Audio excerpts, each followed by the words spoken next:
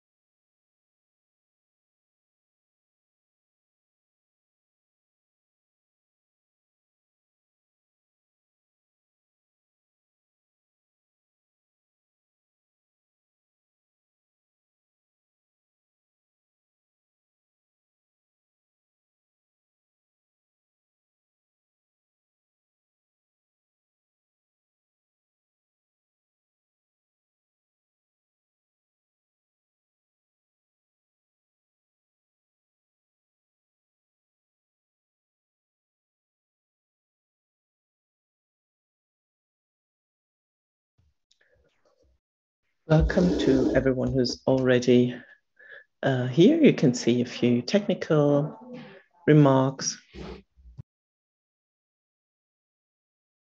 that will become important later on. For example, the globe at the bottom.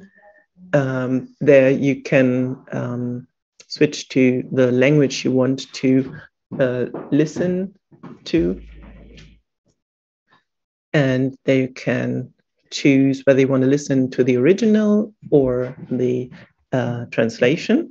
And it's also very important that you see or take a look at the 4 squares, the 4 blocks, breakout session. So after the presentation of the respective speaker, you can go into a breakout session with the respective speaker. If you want to click on it, you can see that for every speaker, you see a separate room where you can join the respective speaker. And on the left-hand side, you can see the symbol for chat. I'm sure you all know it. And we will send out information via the chat master Michaela. And we would like to ask you to not use the chat in the main room for side discussions. This would be similar to chatting while someone else is speaking on stage. And so in the breakout sessions, it's completely different. There you can do it. You can also unmute yourself in the breakout session, and you can also exchange your email addresses, for example, and so on and so forth. If you have to send a message to everyone, please do not send it to everyone, but to chat master Michaela Weltacker, and she will then pass it on.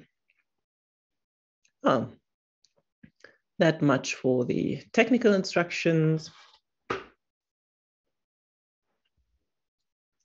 would like to ask you to keep an eye on the chat, because soon there will be a link to a little survey, a so-called Mentimeter survey. And we would like to start a discussion among you, and you will be able to hear where the others are, where they come from, what's important to them, what motivates them, and this kind of information will be given to you during our soup and talk via the chat. So now we have left the presentation mode, if I'm correct. One technical remark that is still very important is the following. You can see that the session will be recorded, and we are live on the YouTube channel of the Heinrich-Böll Foundation. Oh, what's that? Just a second. Okay, this is the instruction with the Mentimeter code. You can use the QR code in order to participate with your smartphone, for example. If you take a photo of this QR code, your smartphone will ask you whether you want to follow the link. And I think in the chat, we also have a direct link to the Mentimeter, which we would like to start. Do we have it? Can we start?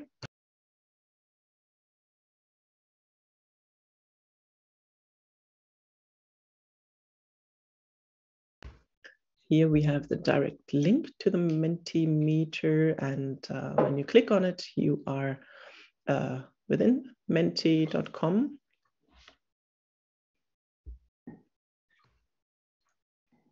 And at the beginning of our soup and talk session, it is always quite a nice thing. I mean, everyone who does not want to be seen can simply turn on the camera and wave to everybody else.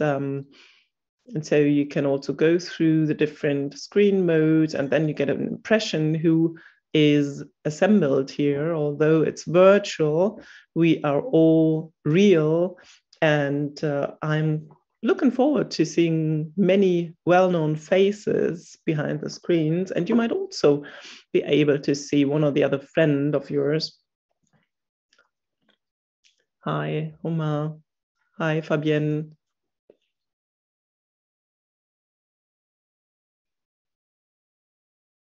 Great, thank you.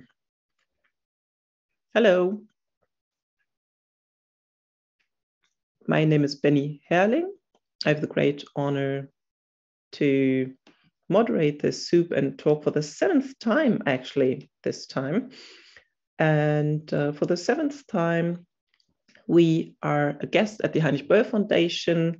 For the 2nd time, only virtually, unfortunately. So usually we would assemble together in the large hall of the Heinrich-Böll Foundation with floor heating. And after a demonstration out in the cold, we usually sit down on the floor and have our soup and talk. And I would like to thank Barbara Unmüßig very, very cordially for joining us once again. And even though only via the virtual sphere. Hi, Barbara. Hi, Benny. Well, may I, Benny? Of course. Okay, great. Good morning, good afternoon. I would like to welcome you very cordially to Soup and Talk. I'm quite happy, Benny, that I can briefly join you and welcome you all. And as you've already said, dear Benny, I would prefer to welcome you in person at the Heinrich-Böll Foundation. And you can see an image of the foundation in the background. So we usually have a great atmosphere there, especially when we came back from a demonstration out in the cold and were able to enjoy vegan food or vegan soup. And also for me, as the head of the Heinrich-Böll Foundation, this was actually quite a special atmosphere. So to hear this humming, so to speak, of so many bees at the Heinrich-Böll Foundation. And I'm sure we all agree that we need a different kind of agriculture, that we have to have an agricultural or an eco-agriculture.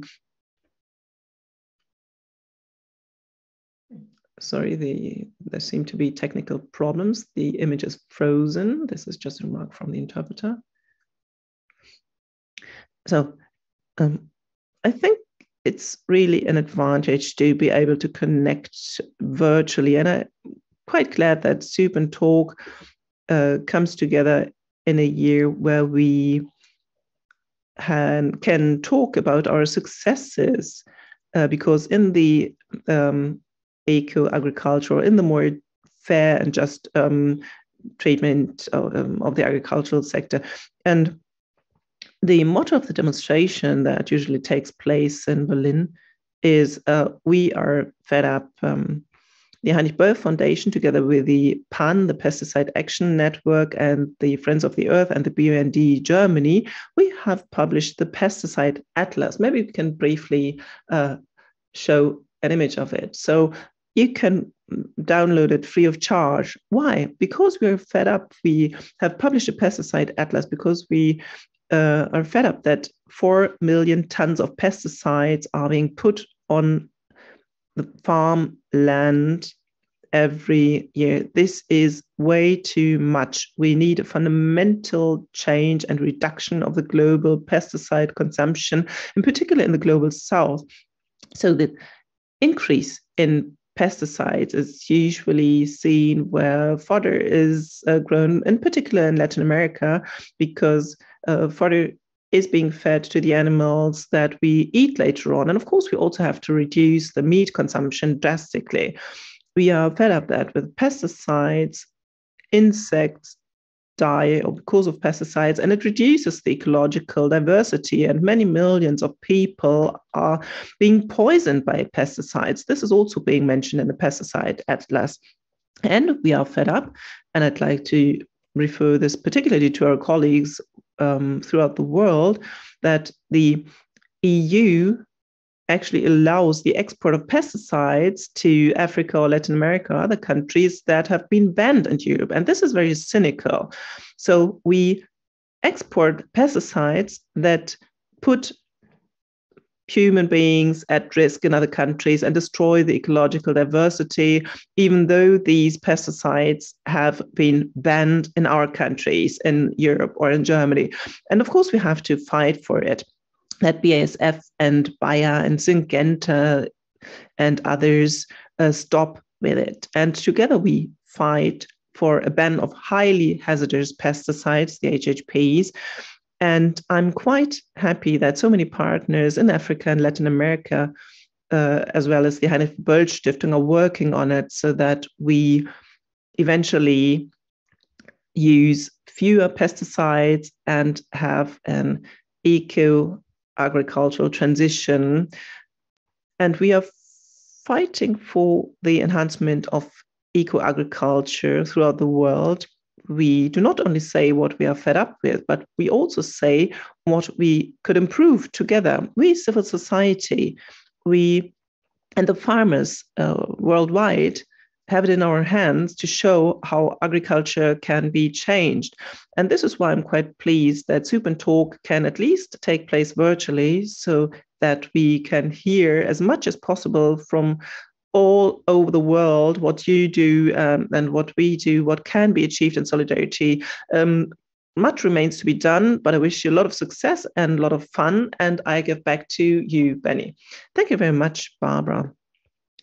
This is quite nice. And I might also say that Barbara will join us next year as well, but no longer in her capacity as the president of the Heinrich-Böll Foundation. She already has found 2 successors. And at this point, I would like to thank you for your work on behalf of almost everyone who joined here. You are an icon of civil society who has actually had an impact on the party landscape and also pushed the Greens. And I mean, we are happy that we have a green environmental and also agricultural minister today. So we see some change today. And Barbara Unmüßig had quite a large impact on that. I mean, it's we owe it to her also in part. Thank you very much, Benny, for the great support and for the cooperation with you. It's always a pleasure. Great. Thank you, Barbara. And we have a tradition in Soup and Talk, which is Fräulein Brehm. She will introduce to us an animal from Fräulein Brehm's Tierleben, but this time Fräulein Brehm will not just introduce an animal like we or like she used to, but she will build a transcontinental chicken ladder to Cameroon. And the title is quite promising, Chicken of Light. Oh, dear Benny, thank you very much. Barbara Unmüßig, also great thank you to you that we can do this. I'm quite thankful that we can do this today, and I will start right away. In 2021, the latest piece of Fräulein Brehm's Tierleben Gallus Gallus, Das Huhn, a chicken, was not only premiered at the Heinrich-Böll Foundation at Soup and Talk, but there was also a remarkable premiere at the chicken paradise of the ecological animal breeding OTZ in Goch, and present were not human beings, but a lively flock of curious coffee and cream hens and roosters. During the research work, there were a few historical encounters with dear Lopez Fufu. Please smile into the camera. Okay.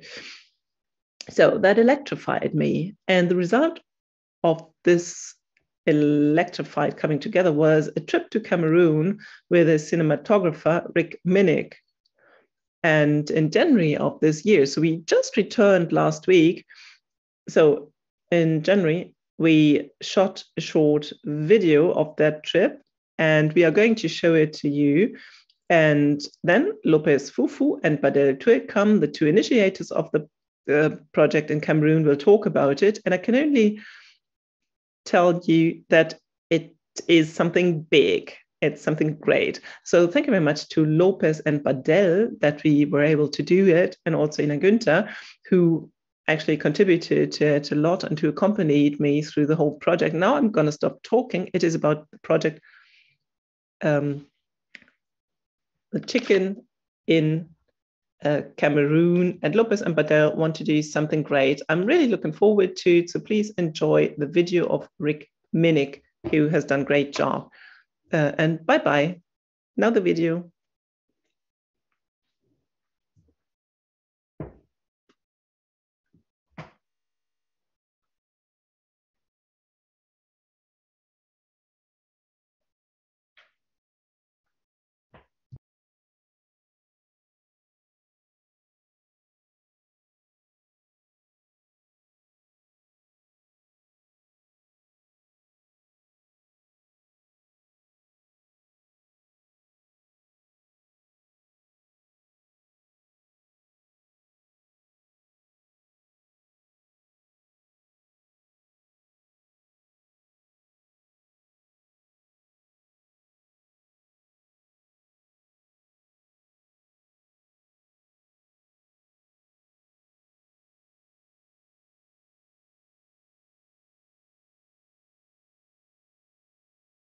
Hühner, das sind erstmal Rassenhühner.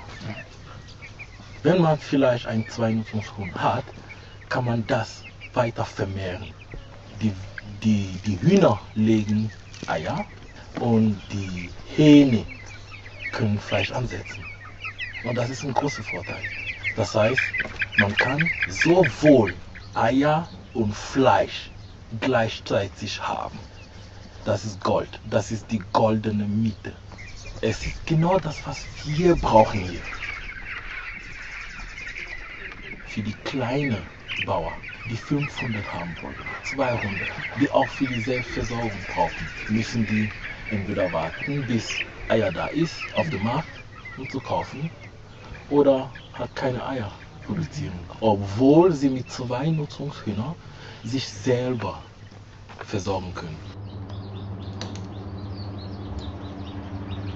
Das ist einfach Sinn von 2 Nutzungshuhn, dass man nichts wegschmeißt, wie die Eintagsküken, die getötet werden. Hier tötet man nichts. Wir haben nur hybride Hühner hier. Das ist überall so in Afrika. Das Problem haben wir überall. In Deutschland auch, in Frankreich, in Norwegen, in den USA. Das ist ein Weltproblem. Und wir müssen unbedingt Lösungen finden. Wow, merci. Bravo, you too, bravo.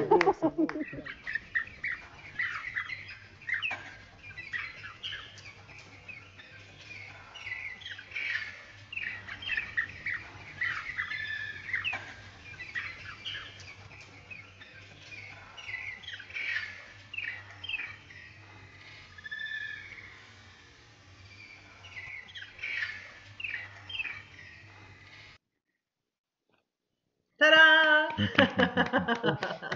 Ta-da! Was sagt ihr? Ist es nicht großartig? What do you say? Isn't it great, dear Lopez?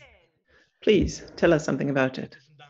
Oh, thank you very much. First of all, I'm Lopez Bufo. Ich baue das Projekt, wir schaffen das Projekt, Badel und ich. We have created this project, Badel and myself. The first dual use or dual purpose hens. First of all, in Cameroon, and later on, we will expand the project to other countries. So Africa is a big problem, and this is what we've realized years ago. And the big problem is that the hen's meat or chicken meat, 95% of our chicken in Africa is imported either to get meat directly or to get eggs from the hens. And the meat is usually imported from European countries. And in Cameroon, we have the problem that it's not only difficult to get chicken meat or to have chicken, because usually there are hybrid animals that are being bred by 4 major players, and they send these eggs, these breeding eggs, to Cameroon. And throughout our research, Badel and I approached the OTZ. They are breeding different chicken. And these are dual purpose chicken that provide you with meat and eggs at the same time. And these are chicken that you can breed yourself and promulgate yourself, but at the same time, you can also get eggs and meat from them. So this means that you're not only self-sustained, but you can also give them to others. So we were in contact with the OTZ,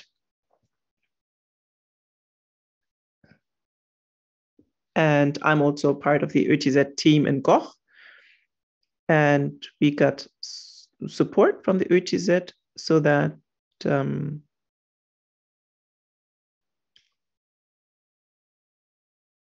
we were able to take a few of these special breeds of chicken back to Africa in order to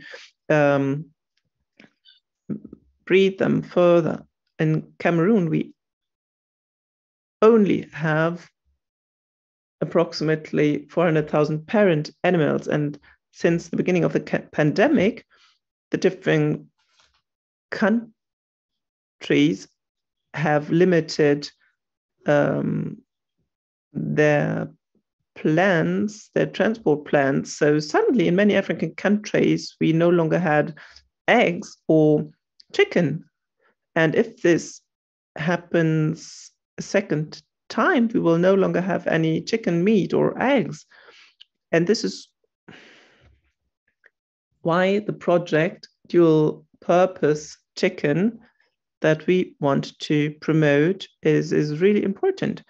I'm in contact with so many farmers who are already asking me, Lopez, when can I get such a dual purpose chicken from you? When can I breed them myself?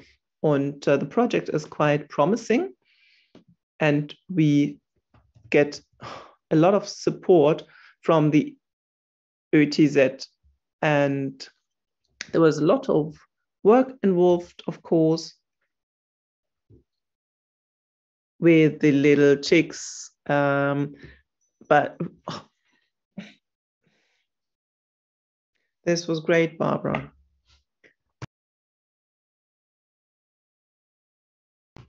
So this bell only means that in the course of the next minute, you have to come to an end.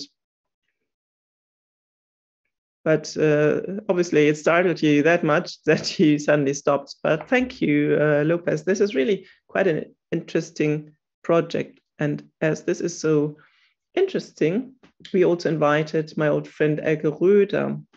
There's a project in Germany which celebrates its 10th anniversary this year. It's the I Care Dual Purpose Chicken. And this is quite a good complements what you just told us about in Cameroon. And we will soon have a joint breakout room of Elke and Brems Tierleben and Lopez. So please do not leave us and go to the breakout room now, but please wait for Elke and her presentation. Hi, Elke. Hello. Do you want to share my presentation? Oh, great. Okay. Well, thank you very much. it's not only about eye care, but today it's the first day of the dual purpose chicken. And as we've already heard an explanation what it is, I have now free speaking time, and I would like to advertise this day of the dual use or dual purpose hen, and not only here in Brandenburg, but also many other places in Germany, but also Europe, we have dual purpose chicken projects, and it would be great to network on a single day, on a specific day, and to have an exchange there. Also via Instagram, for example, we could provide support to each other. And you see how great these animals are. The left hand animal is an UTZ hen, and the right one is a French breed. And so 10 years ago already, some of the farmers were fed up with these industrialized hen breeding, where the male chicks are being killed because they do not gain weight that easily. And from January on, we have a new regulation in the animal legislation. So the one-day chicks are no longer allowed to be killed. So one possibility is that the eggs are being separated by sex, but this is of course not really satisfying, and this is why the farmers associations have, or some the ecological farm associations have said, well, we will also grow the male chicks. These are the so-called brother rooster projects, but a great solution is what we've already heard, which is the dual purpose hen or chick. And here we can see a graph in order to better understand what this is about. So when the chick are there, then we have 50% male and female animals. Of course, they all have the same worth, and the male animal becomes a rooster and gives us meat, and the female animal is the hen. They lay their eggs, and at the end of their life cycle, they become a soup chicken for soup, or the eggs can also be used to continue the breeding. And what you see here is that hen has the ability to lay 170, 180 eggs, and then the person who has eaten the 170 eggs actually also needs to eat a rooster, or if it's a vegetarian, you have to find someone who does it for you. Otherwise, the project will not work. The dual purpose project doesn't work. So let's go one chart further.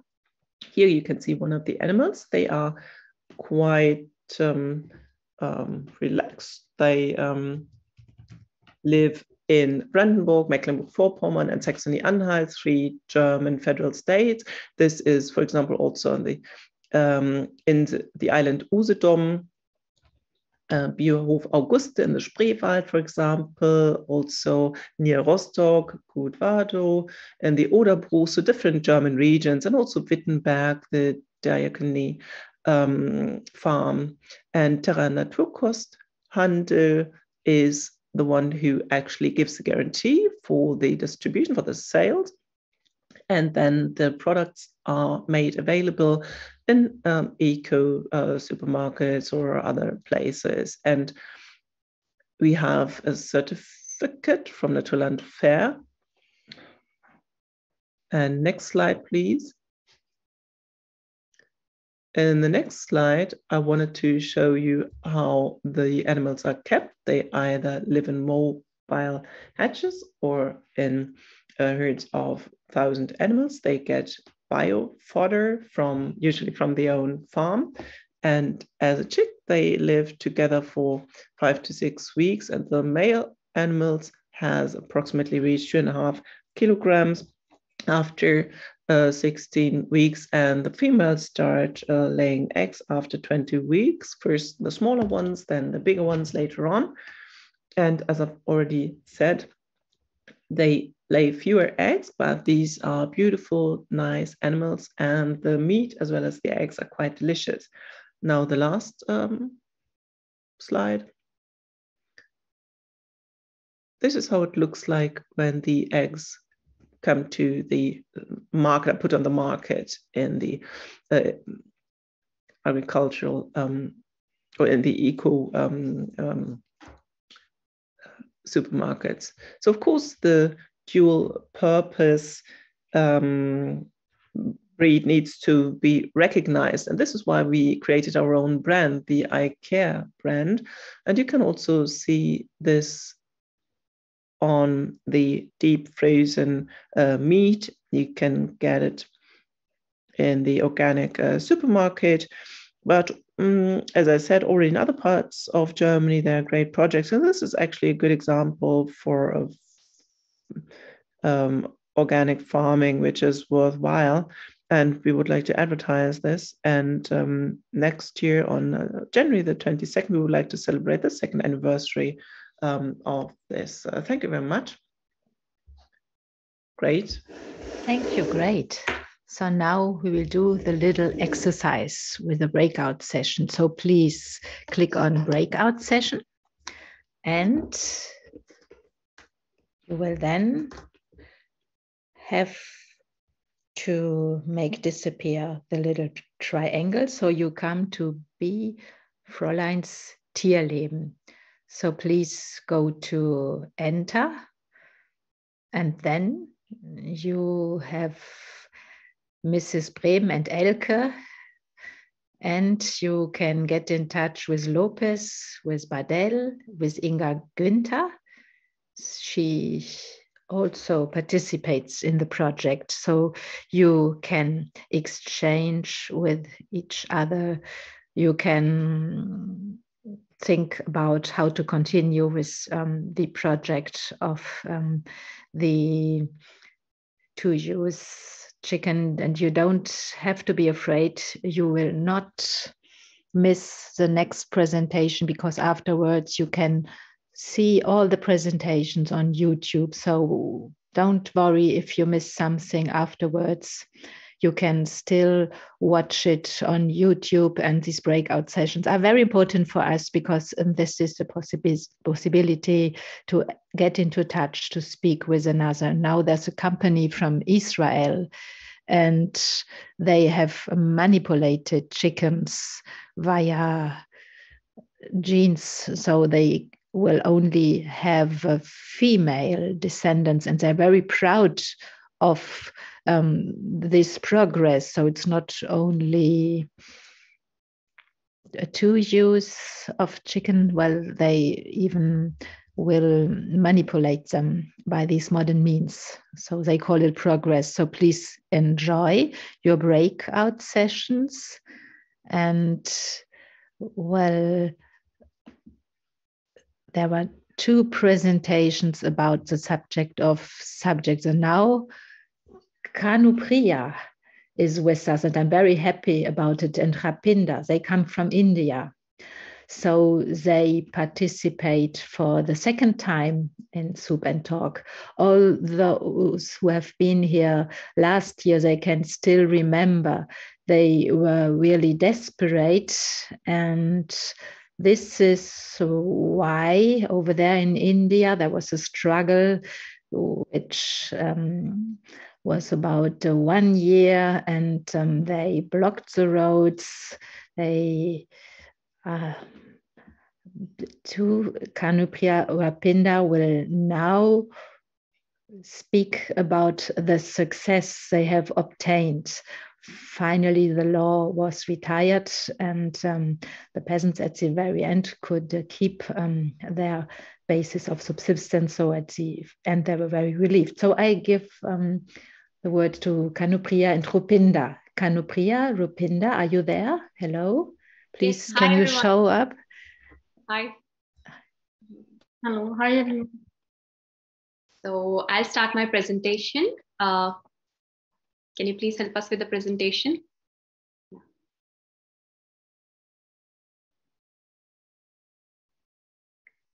Yeah, next screen, please. Yes, so I'll start our today's presentation from the year 1943, when the British ruled India the world's worst recorded food disaster occurred, known as Bengal famine. An estimated 4 million people died of hunger that year in eastern India. Therefore, food security became a main item of India's agenda after independence. The awareness led, on one hand, to green revolution in India, and on the other hand, to legislative measures to ensure that the businessmen would never again be able to hoard food for the reason of profit. The Green Revolution, spreading for over the period of 1967 to 78, changed India's status from a food deficient country to one of the world's largest agricultural countries.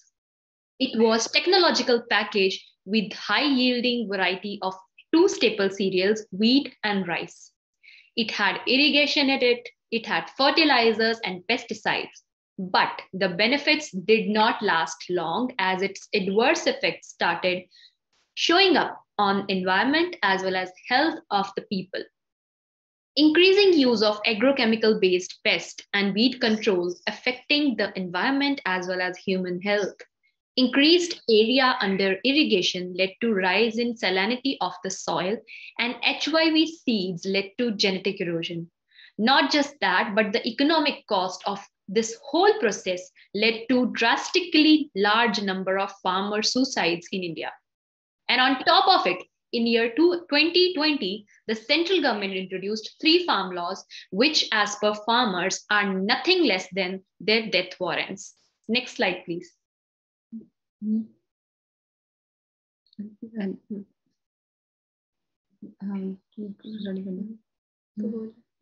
The 3 farmers' law were passed by the central government of India without any discussion in the parliament or without consulting the farmers' union. These laws were passed to hand over the agriculture market in hands of the big corporates like Adani and Ambani. It also allowed the private agents to stock food articles freely with any limit in short. The central government was itself restoring in the public setup of the agricultural market and putting the food security of the country in danger. Next slide, please. Protest against these black laws started right from our villages. You can see picture on the top left of the screen, that is me. Farmers Union started protesting at the toll plaza on the highway as well as blocking the nearest railway tracks. Farmers give a call to boycott the product of these corporates and started indefinite sit-in protest in front of Ambani's petrol pump, malls, and food stores. After November 26, 2020, farmers moved to the Delhi borders from the state of Punjab, Haryana, Uttar Pradesh, as well as Rajasthan. This protest continued for more than a year, is chilling cold, storm, and heat. Next slide, please. The human cost of Indian farmer protest will bring chills down the spine of any sensitive human being. As recorded by the Farmer Union, at least 9 farmers died by suicide at the protest site, frustrated by the government's ignorance of their problems and demands. 733 is the total count of farmers who died at the protest last year against these farm laws. The list comprises of young and old, men and women, who we call our shaheeds, our martyrs. Next slide, please. After all the violent misdeeds by the government, like using water cannons, tear gas shells, and lathi charge, the Prime Minister on 19 November 2021 announced the repeal of the 3 black laws. It was a moment of great joy most of the farmers and all these who supported the farmer protest worldwide. Farmers returned back from the Delhi border with the dignity and hope. Clearly, what the parliament can do, the street can do. Next slide, please. Yes, so as my friend said, what a parliament can do, the streets can undo. The return of farmers was victorious, but the issues on the slide number 1 remains unresolved. Farmers demand the legalization of minimum support price, MSP, of their crops, so that they have an assured income and they do not suffer the uncertainties of the future. There are hundreds of pending false cases charged against the farmers during the protest. The planned killing of farmers under a jeep at Lakhimpur Kheri is a pending case that demands justice to the bereaved families of the victim. The farmer unions back in their villages continue the unionization for a pro-people and a pro-nature means of farming.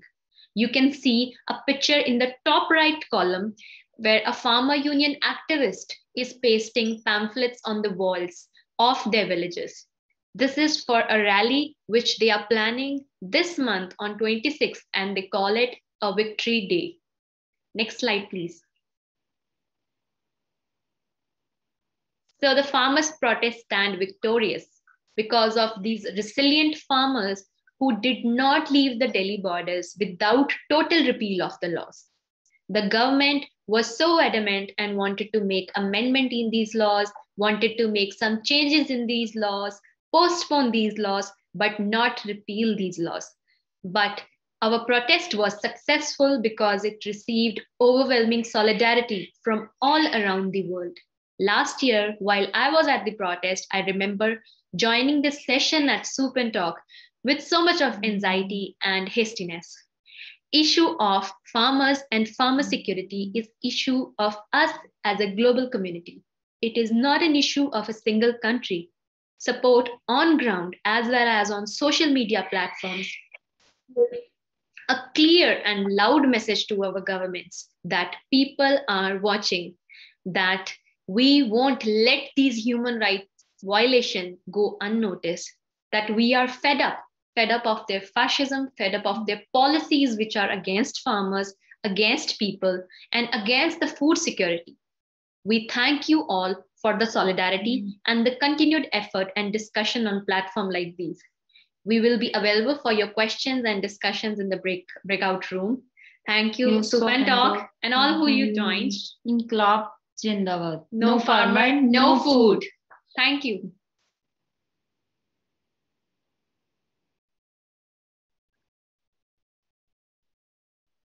It was not exaggerated. It was the hugest success you could live, the hugest success which has been achieved in the last year.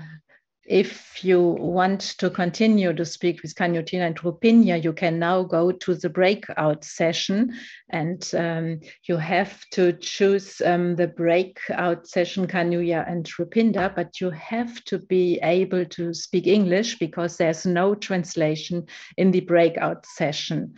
And now we will move forwards from India. We will go back to Germany. We will go to Rottenburg. We will go to the Forst Institute. There have been 2 concepts of land use being developed, and Nicolas Schoof is going to present us sheep in the vineyard. Thank you so much. I'm very happy to get the opportunity to speak here. For the moment, I can't see my slides, but I'm sure that they will be visible very soon. Well, you can already see it. I want to explain once more. I'm from the high school in Rottenburg, and the yards we are speaking about are located close to Freiburg. So we integrate sheep in the vineyards.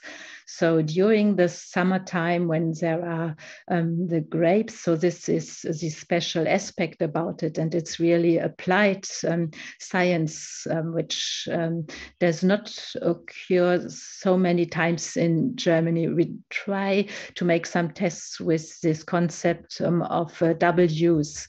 Vineyards in Germany, it is restricted only to some geographical areas where it is possible, but you can see on the pictures it's a monoculture. If you look under the grapes, you will see glyphosate, katana. You will see how you just try to spray away what is disturbing, sometimes to get the grass out of the way. So we had 14 treatments which have been done in the last year. It's difficult. There are always champignons if you cultivate wine in Germany. So you have to make these treatments. So you can imagine the little animal you see on the small picture on the left of the picture can't survive because there is so many there are so many disturbing elements. So what can the sheep do? It is an idea which I have not invented. It's an idea from New Zealand. Sheep run away. First, people might have thought, this is really bad. But then afterwards, they realized it was a very good result. On the pictures, you can see this is one of our installations to make some trials. We have 150 sheep and we use them. And in Freiburg, there's no snow anymore during winter time. And so you can use the sheep. And well, you have got monoculture in Germany. So during the winter time, the sheep can't do any hurt to the grapes. And you can use the sheep in order to cut the grass, and it's a very specific kind of culture you have got here. And you have little insects, and they come from one single amount of sheep. So they've got this good habit. They take all the nutritive values, they extract them, and so they finally make a very good effort. So now you see a race which does hardly exist anymore. And you can see right on the structure, which is visible, you will find in the autumn the grapes. So this zone which is reserved for the grapes has to be kept free, so that the grapes can develop very good. So the sheep can be used to keep this zone free. Well, they will take off all the leaves. Usually a machine has to do this work, and the sheep does it better than the machine. We made some tests, and the result obtained by the sheep was better than the one you could obtain by using a sheep. So we have got another kind of a sheep. So they can't stay on two legs. So they can't get up very high. And so it's a very good situation. You can see the height which can be reached by the sheep, makes it only the lower part can be treated by the sheep. And so it is exactly the result you are looking for. So this is very interesting for the vineyard. The leaves are very good. The sheep love them.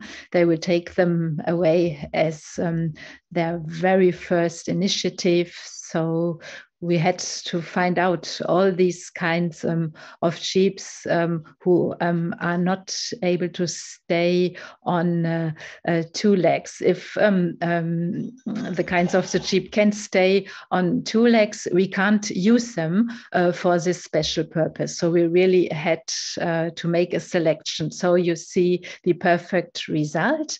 You see the grapes are very good.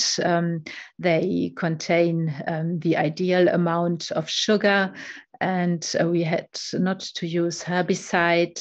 We had not to use more machines, and we also had produced meat and wool. And as you see, the quality of our grapes is very good, and a lot of people are interested in our project. We organize conferences, and a lot of people come to listen to us. So I say thank you for giving me the opportunity to speak here. Thank you so much. A very new method, I would say, and I would make some publicity. You find the link on the chat. So please present yourself very quickly. Please tell us what you want to do with our Menti meetup. Please, if you go to the chat box, we will be very happy. And after the next presentation, we will try to check the results. And the next presentation, and once more, very quickly, Nicolas is organizing a breakout session. So you can get more details about the subject, sheep in the vineyards, and the special technology which is required for that. So now the next presentation, Maria Wale, Acker Syndicat in Thuringia. Young and without land. Maria is going to speak about what they do to remedy to the problem. So please, Maria, it's up to you to speak. Thank you for the invitation. We are 2 speakers. Oh, sorry. No, we didn't announce it before, so there's no problem at all. So we're still waiting for the presentation. Okay, Maria Wale, Gesine Langlutz. I'm active in RBL, and we speak about Acker Syndicat, landless. How can you do agriculture? So one possibility you've got, this is the Acker Syndicate. We've got the problem that there is less land owned by more and more few people. So if you don't get any land by heritage, it's difficult to get land, and the profit you need in order to pay the credit, well, it's impossible. You can't get it out of the soil. So it is nearly impossible for people to get some benefits by working on land. And in the eastern part of Germany, it is even more difficult.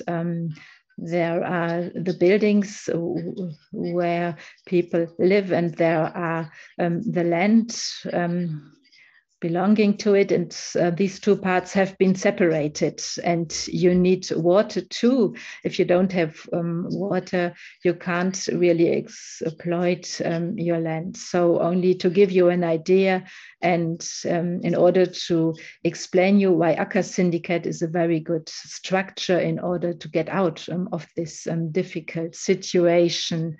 So next slide, we have been looking for some area during nearly 18 months. So we finally find 1.8 hectares, and well, in order to have all different kinds of agriculture, we can't do it on this little side. We do not only want to live there and to do agriculture, we want to have political engagement, to have cultural activities. In this little village, there is a little cafe, and there are a couple of events scheduled. So it's in the eastern part of Germany. It's in Thuringia. It's close to Jena in the valley of Saale. And well, very often you have the land separated from the building. And we want to change this. So we want to have our first project of this kind in Ackersyndikat. Next slide, Ackersyndikat, what is it? It's like a syndicate you have got for residential buildings. So we want to make sure that land can still be used by farmers, and that you can pass over the knowledge about agriculture. So you've got the different structures. They have all parts of the property, and the different people are there. They use the land, they use the house. They will decide in a collective manner about what is going to be done with the land. And the Ackersyndikat is there when it comes to dealing with reselling a part of the land. And the Ackersyndikat, it is there to have an exchange among similar projects.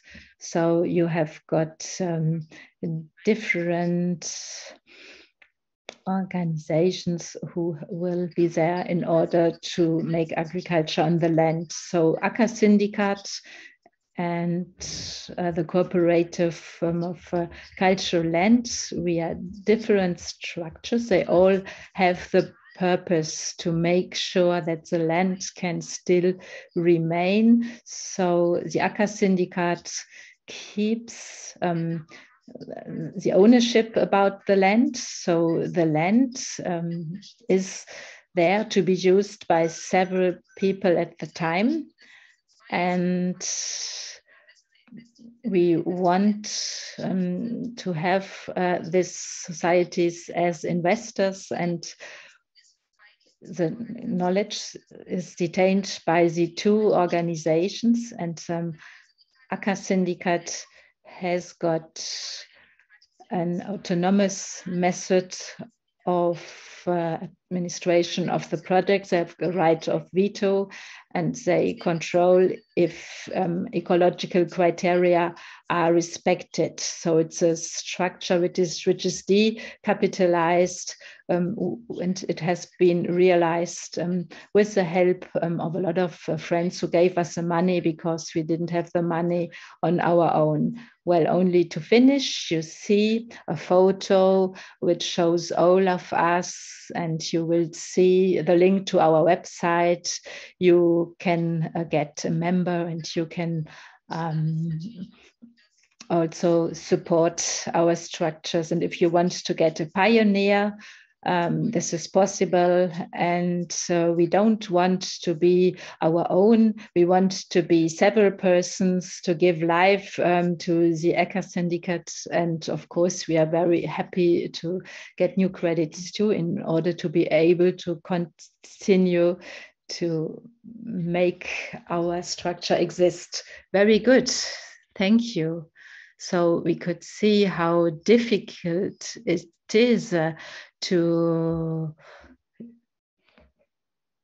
return life to land. The prices for land have been doubled, and at the same time, land became an object of speculation, and you couldn't make it fruitful anymore. It was difficult to continue realize agriculture on this land. So this is a very good example how you can tackle this problem and make it possible that it is not an object you can possess, but still an object you are going to exploit. Well, Dorothee Sterz, Karin Stubbermann of Young Abel L, community of young farmers, will present quickly what young farmers are doing against climate change right now.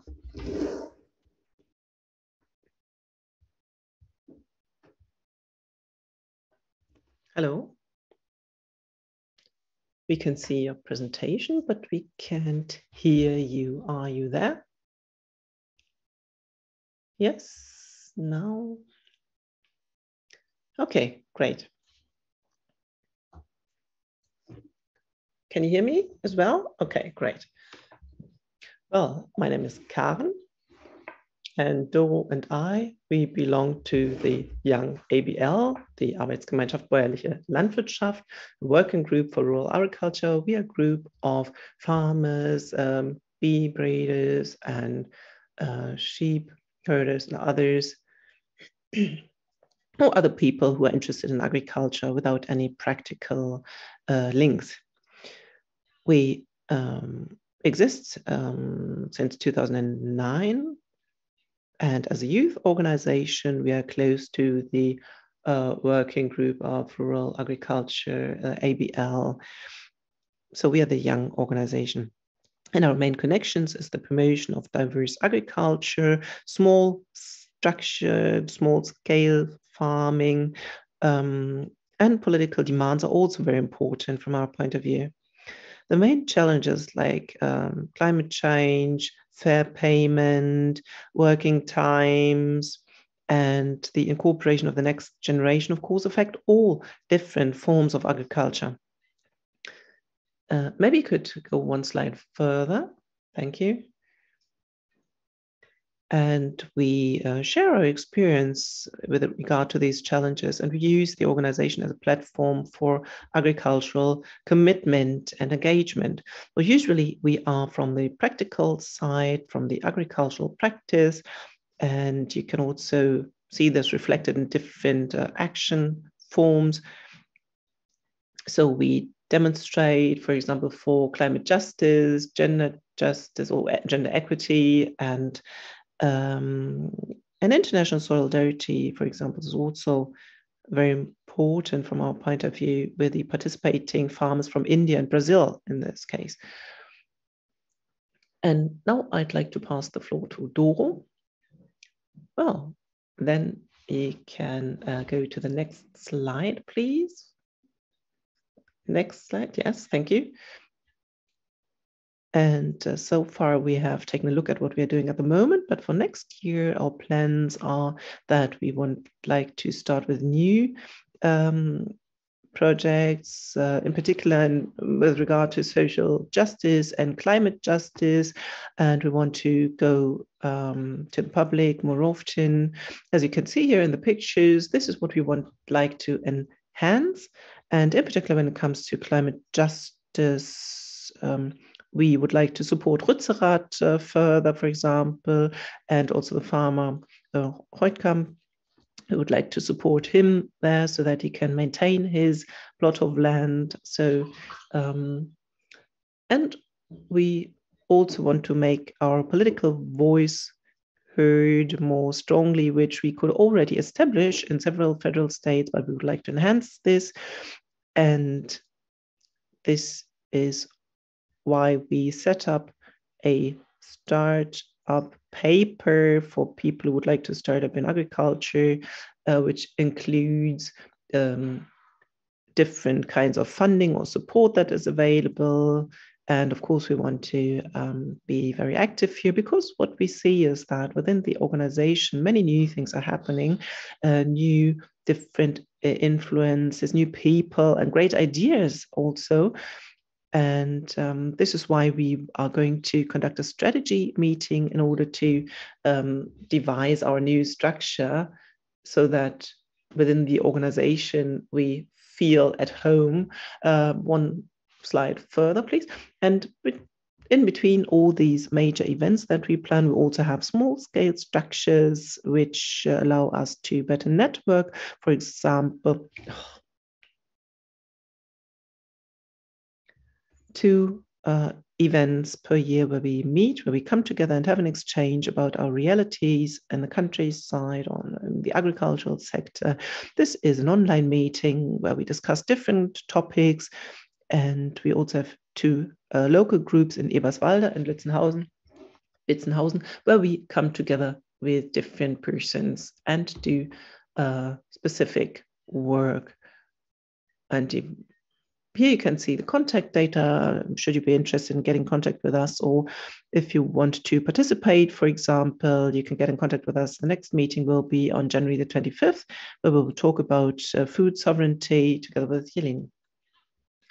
Thank you very much that we could participate. And we also have a breakout room. Yes, exactly. You also have a breakout room as everyone, and it is called, just a second, Young ABL. There you can get in contact with the Young ABL. And before we come to the next presentation, we would like to briefly present with the help of Georg, or show with the help of Georg, where you come from according to Mentimeter. You can see that we have quite a widespread participation. So some are in the middle of the Indian Ocean, as you can see. And on the next slide, you can see the distribution in terms of our background. So we have a few farmers, but not too much, NGOs. The largest group are others. Of course, this is a wide range here. And half of the participants who have filled in the Mentimeter. So, okay. The majority has either a garden or even a plot of land to work on. This is quite an encouraging news. So most of us will be happy when spring comes and when we can continue with our work there. So next slide. Here we have quite a few of different contributions that we make to the improvement of the agricultural sector and also the food production.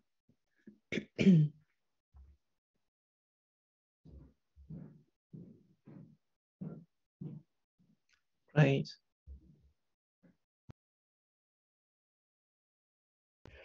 What we see here is that either with regard to the consumption or the processing of food, as well in the production, we join forces. And this is also what Soup and Talk and our whole movement is about, what it makes so special, that we do not represent the interests of one side, but that we all work together and come together. Oh, it's very difficult to read, actually. When you zoom in, we can see what we consider the biggest problem of farming or agriculture, and the 3 aspects that were mentioned more often are industrialization, capitalism, and above that, I can't actually read it. I think it's agricultural industry. And now the last slide. What's your wish for 2022? Change, enough food for all, less meat, the end of Corona, I mean, who's not wishing for the end of the pandemic? Of course, an improved breeding certificates or labels, rather. Okay, so this just gave us a good impression. And now we will continue with the next presentation.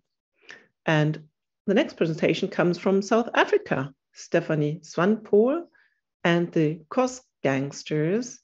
They actually rock the food change in Cape Town. Stephanie.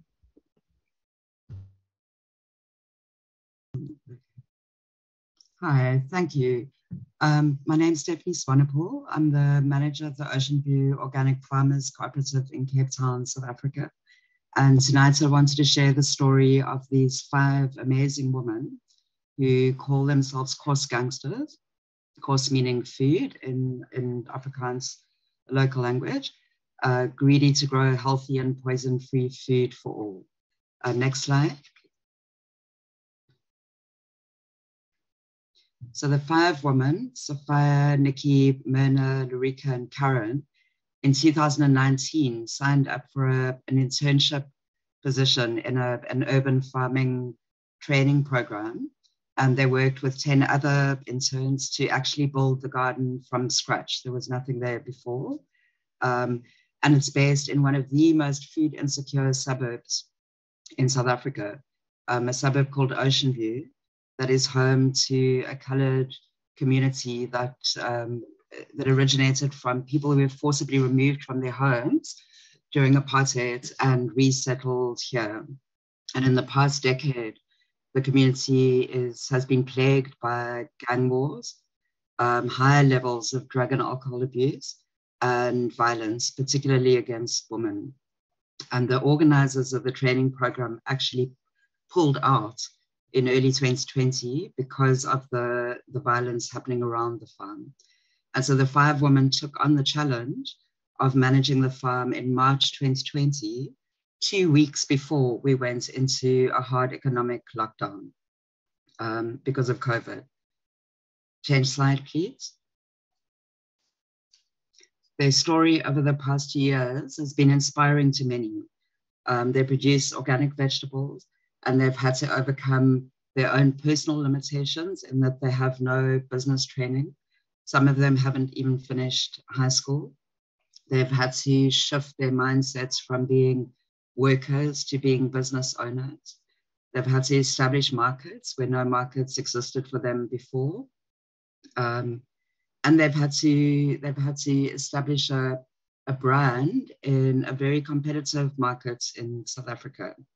So their resilience as women and their personal growth over the past 2 years has been quite something. One of the things during COVID that was the first emphasis was how do we get organic veggies into soup kitchens and feeding schemes, and so many people that were losing their jobs or unemployed. And so we've put a lot of effort into donating vegetables with the help of partners into local feeding schemes, and making it quite clear that anybody who's hungry can come to the farm and we will never turn them away. They can come and volunteer and they'll go home with food, or they can just come and if they need food, they can take. Change slide, please.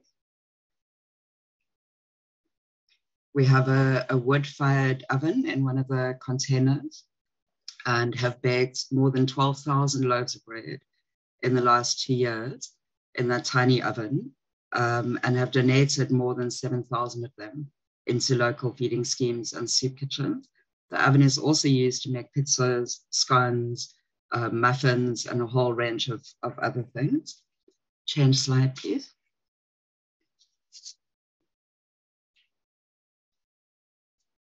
So our tagline at the cooperative is cultivating community, and the women are dedicated to making the farm a safe space, particularly for women and children. We've offered free yoga classes and near dancing classes for the local community. We've hosted grief groups. We've established gardens, meditation gardens, where women who've lost their husbands or sons or daughters to gang violence can come and spend time in a quiet zone. And we've hosted many, many children's after-school groups. And this year, as the schools reopen, we will be working with the schools so that their technical subjects incorporates the garden. So for example, doing soil science experiments or construction or energy projects and stuff like that. We work with a lot of partners in our region to try and shift poverty and hunger in our communities. Next slide, please. So as part of our activities, it was built as a chicken coop, and we renamed it the Hune Hawk. So Hune means chicken. So it's the Hune Hawk restaurant. And it's part of our focus of putting food and farming at the heart of community, because eating is a cultural, political, and economic act. So last year we opened the cafe to create a space in which different cultures could interact and start the kinds of conversations that could shift the world towards a more tolerant and kinder place. Next slide, please. We also offer our Ocean View high teas with all the delicacies from the local community, because they're all quite famous as bakers and for their sweets and stuff, and at very, very affordable prices, or we will sponsor if there are elders or retired people who we know never get out. So this restaurant is the first sit-down restaurant in the community. And for many, many people who've never been into a restaurant before, it's quite an experience. Next slide, please. So we believe in radical kindness to people and to planet. And that by... Okay, thank you.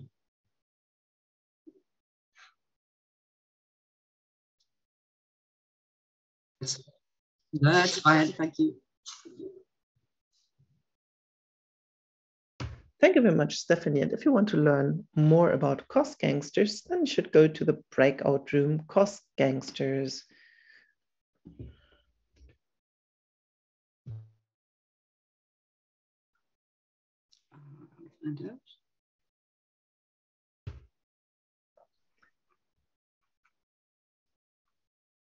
Okay, with Cost Gangsters, it continues in the breakout session, and in the main session, I will pass the floor to Judith Duisbeck from the Gene Ethic Network. It is about patents on living beings, an initiative that would like to prevent that. Judith, you have the floor. Well, thank you very much. I cannot yet see my slides. Okay, there they are. Great. Thank you very much. Well, I would like to introduce to you a petition against patents on plants and animals, and we will collect signatures until June in order to ban patents on plants and animals from conventional breeding at the European level. Next slide, please. Thank you. My name is Judith Duisbeck, and I work for the Gene Ethical Network, and we do critical work on reproduction technologies and genetic modification, and we want to achieve a just future for everyone. And what we think about is the current situation, and we point to possible solutions. We do it through different pieces of information or leaflets or a podcast, for example, Hingehört nachgefragt, or online articles like the ones you can see here.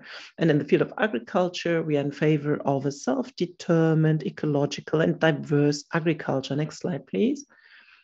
Well, agriculture can, of course, be very diverse in different ways. In the landscape as such, with regard to the plants that are cultivated, and also in terms of the genetic diversity. And genetic diversity means the different genes that the plants have in them. And of course, this also reflects the adaptability of the plant. And this is also a basis for breeding. So this is why it's so fundamentally important that breeders and farmers have access to genetic material in order to further develop our plants. Unfortunately, through patents and seed protection, this is limited. So patents are actually the most comprehensive form of exclusion. For example, patented characteristics of a carrot cannot be used anymore to continue to breed. However, you need a lot of money and time to achieve a patent, and not everyone can afford it, of course. But at the same time, patents create insecurity with other breeders who do not work with patents. And questions arise such as, is this characteristic already patented? And if yes, how can I get the respective information, or how can I pay for the fees that are involved with that? So this is why we want to prevent that. We say that plants and animals are not an invention. They should not be patented. They belong to all of us. And we need them in order to have a sustainable and adaptable agriculture. Next slide. And together with other organizations that you can see here on this slide, we have set up the association No Patents on Seeds, and we fight against patents on plants and animals. And our latest project is the collection of signatures, which is being supported by 50 different organizations from 40 different countries, and we hope that more will join in. Next slide, please. In Europe, the European Patent Office is the most important office here, and the most important locations are marked in red. Unfortunately, all attempts to ban patents on plants and animals from conventional breeding have remained unsuccessful, even though this fight has been ongoing for the past 10 years. So for years, with our petition, we asked the member states to come together at the national as well as the European level. They have to do everything to prevent patents on conventionally bred animals and plants. So as far as we know, there has been no meeting for the past 20 years. This is why we need more pressure. So the ministers have to see how important the free access to genetic resources is, and thus to a diverse agriculture. Next slide. So please sign on our website and send a signal against patents on animals and plants. And please invite all your friends and family to do the same. We're also happy about further associations or groups in different countries who would like to join in and support this petition. We demand no patents on seeds because the genetic diversity belongs to all of us. Thank you very much. Thank you, Judith. Here we also have a breakout room, and we can sign directly by using the link in the chat. And now I am coming to the presentation, which is slightly different than the other ones. Here at Soup and Talk, we introduce concrete projects. We have concrete plans, whereas the Future Commission Agriculture, which was launched by the former Federal Chancellor Angela Merkel and brought together all the different associations that are involved in agriculture, does not necessarily fit into this structure, this scheme. However, it has achieved quite a lot already, and I'm quite happy that Miriam Rapior from the Bund Jugend is with us today and will tell us about a project that she has conducted together with Katrin Moos of the Landjugend, which is the youth organization of the Farmers Association within this Future Commission. And maybe we can ask her a few questions afterwards as well. So welcome to you, first of all, Judith, Miriam, and please tell us, first of all, how did you become a part of the Future Commission Agriculture, and how was it there? And what did you achieve over the last year? Well, thank you very much for the invitation. I'm Miriam Rapier from the BUND Youth, and I'm quite happy that I can talk to you about the Commission. So why was the Commission something special? Well, I mean, it was not really widely known. The Coal Commission, for example, was more widely known, but what did happen here? What kind of political process was involved? At the end of 2019, we've seen that many farmers, conventional farmers, took to the streets and demonstrated against ecological changes that the then government wanted to achieve. And we said that, I mean, for decades, we've fought for an ecological agriculture. So we've experienced a situation where two groups, on the one hand, the ones that were in favor of a green turnaround, and the others actually worked against each other. And at one point really realized, and also the Chancellor said, I don't know how I can bring together the different groups of society, the conventional farmers and civil society, as well as the ecological farmers, as well as other parts of civil society. So this is why Chancellor Merkel brought together science, the economists, businesses, and the agricultural sector, and brought them together at one table. I was the youngest member of this commission, and I would like to tell you why I believe that this is actually the path, not only for small-scale projects, but that this process actually allows us to achieve a change, a transformation in the agricultural sector. I'm deeply convinced that we have to talk to those who are supposed to implement necessary changes. I mean, I'm not a farmer. I do not have a farming background, but of course, I'm demanding a lot from farmers and people in the agricultural sector. But I think it's very important that we, as environmental activists, also talk to those who have to implement the new regulations, and that we take their concerns seriously and take into account their daily realities. So that much as a first or preliminary remark. And I also experienced throughout the process that only together we can come to the best solutions. The environmental organizations do not have the master plan for the agricultural sector and a transformation of the agricultural sector. Of course, we demand it, but we do not know exactly what this entails and what is needed. We can only do this together with the conventional farmers. So the commission was launched in September 2020, and we, up until July 2021, we had time to negotiate. And the task, of course, could not have been any bigger. Chancellor Merkel told us, or said to us, well, please solve all your conflicts and please set up a plan for the future of the agricultural sector. This was actually our task. And of course, this was quite a far-reaching objective.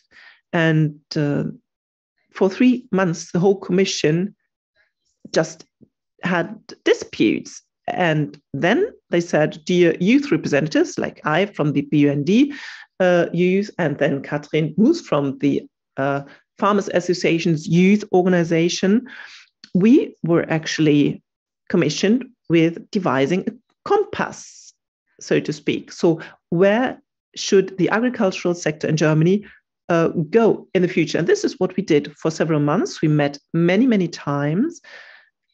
And we set up 10 bullet points how we think the agricultural sector of the future should look like in Germany in the future. And this future vision led to this compass, so to speak, this guiding paper, so that all the others, scientists, consumers, businesses, and civil society knew that, of course, we do need these measures in order to achieve this objective.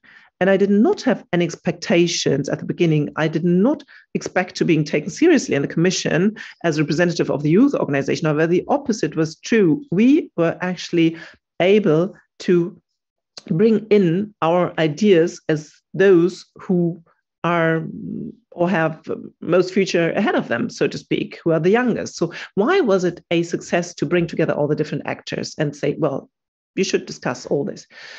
First of all, I think we actually grew together as individuals, but also the different associations. We managed to come together in order to devise a plan for the agricultural sector of the future. And I would like to reiterate what I said at the beginning.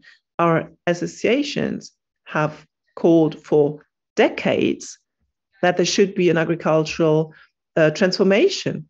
However, a transformation of the agricultural sector cannot be done single-handedly. I mean, you also have to come together with the farmers. You have to do it together. And this closing of ranks between traditional and organic farming, businesses, consumers, etc., this is extremely important in order to accelerate the speed so that no one blocks the measures of the federal government anymore. And now we can start implementing, and the new agricultural minister can actually implement or launch one measure after the other.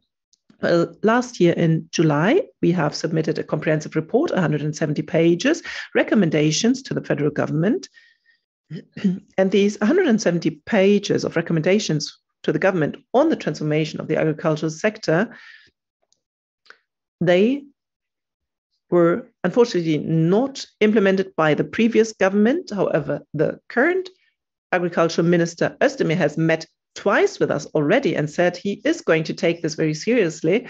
And I think the next measures that he will take will be based on these recommendations. Well, that much on the success of the Commission. I think we already made a lot of progress in terms of the content. We have managed to get from a confrontation to a joint agenda. And I think that right now we feel this impetus.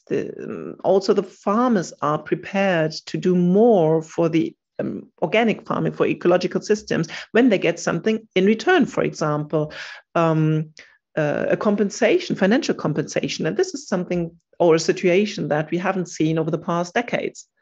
Well, quite interesting. Thank you very much for this assessment, Miriam. How are you going to continue practically between you and Katrin? Unfortunately, she cannot be with us today, but for us, it was very important to have both of you here because we have the impression that there is a different tone. And this is something to do with the Commission, but it has also something to do with the fact that we have a different government now. And this Commission was not really something that the previous agricultural minister loved, so to speak. So it did not really come from her heart. But we see that the German Naturschutzring and the German Farmers Association tomorrow or 2 days from today have a joint event. And these are actually changes in terms of the atmosphere in Germany that most of us could not have imagined a year ago. And I think it is very important, and it's also very remarkable that the Farmers Association in Germany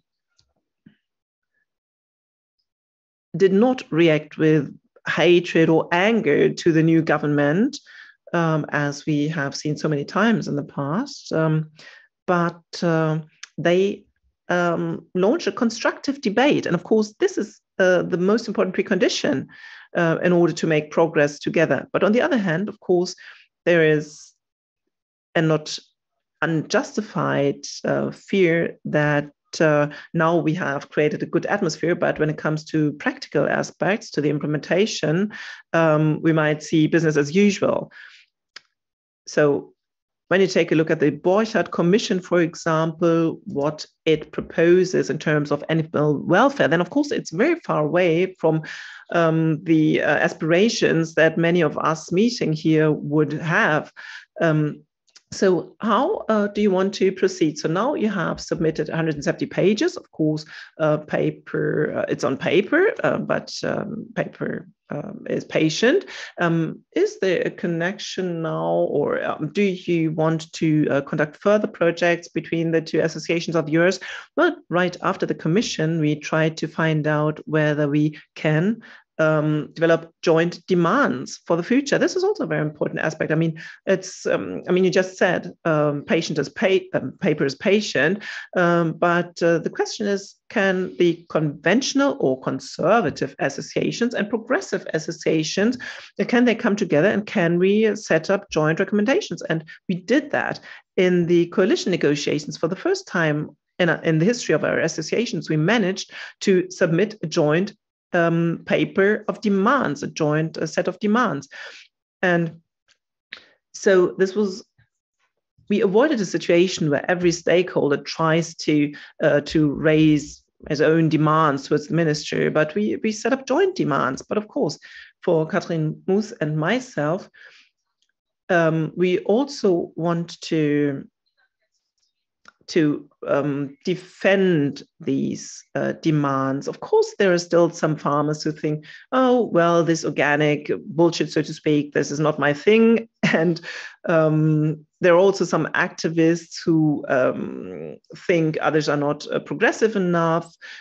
So the two of us, we have the joint task to embark on a path that, I mean, I do not want to say compromise, but I mean, it should be the middle ground, so to speak, and we have to defend it and represent it. Do you have any practical examples? So what did you call for together? What were your joint demands? Well,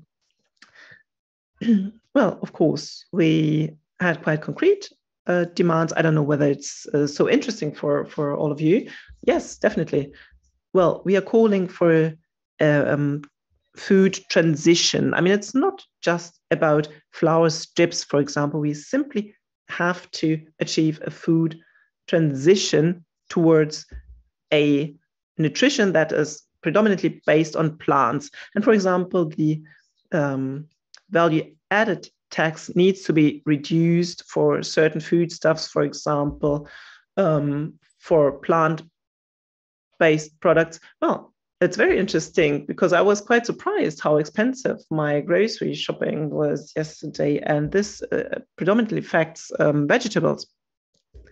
Yes, exactly. Especially the vegan and vegetarian diet should be more affordable than the one based on animals or meat.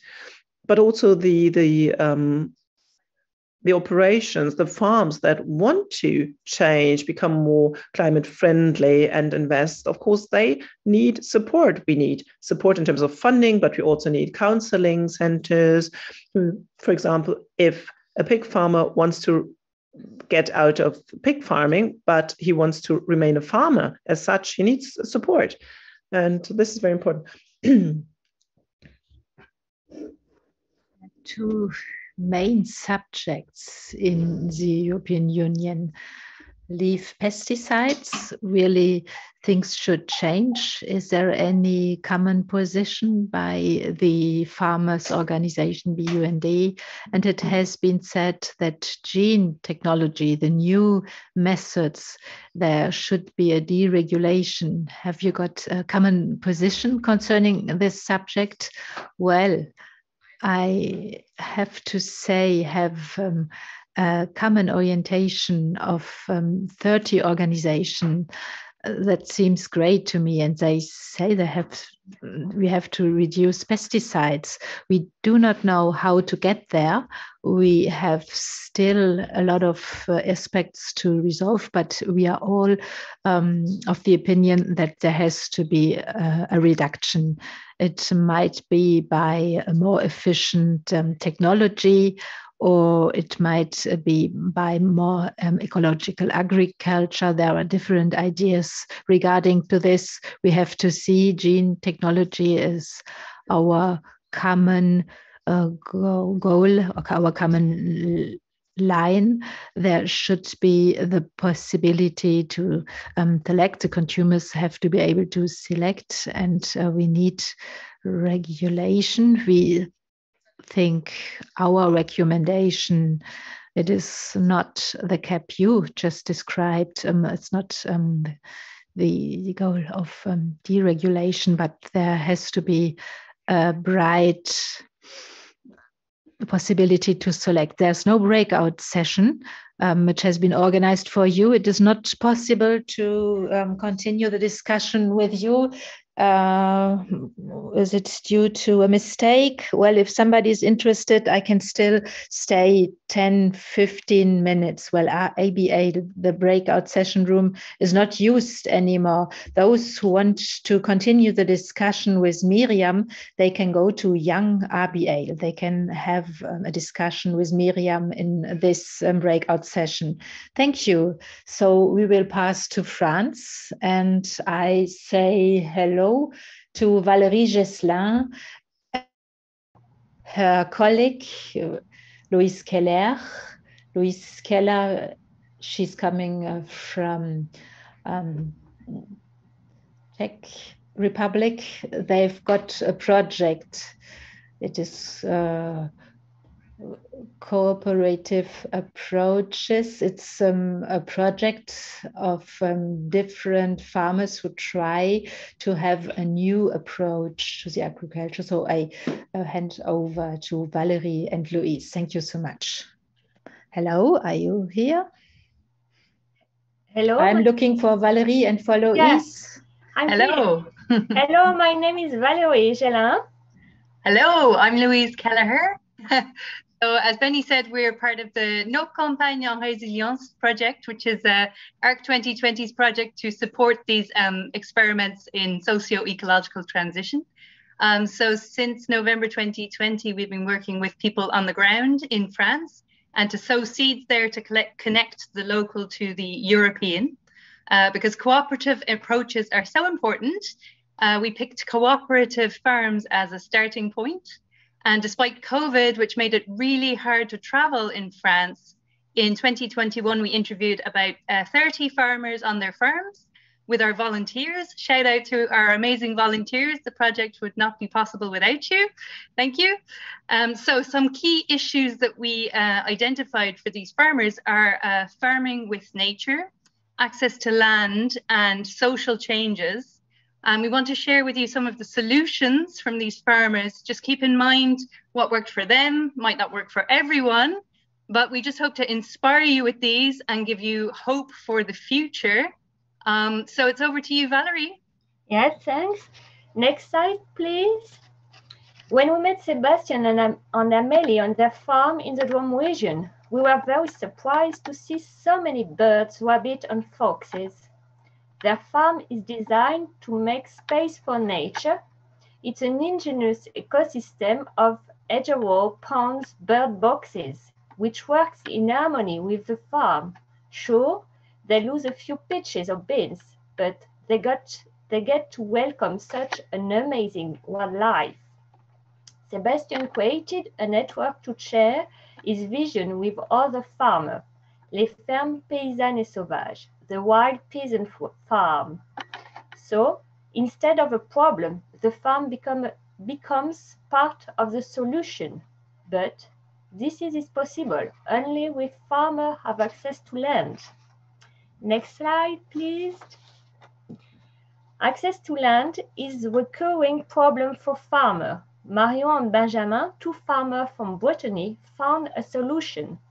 To buy their farm, they created a community business. They had a community funding drive and raised 140,000 euros in 42 days. They now rent the farm from the community, which is literally invested in the transition, and there is no speculation. Next slide, please. Now, for another solution from farmer in Brittany, Sylvie and Fabrice and Amélie are neighbors.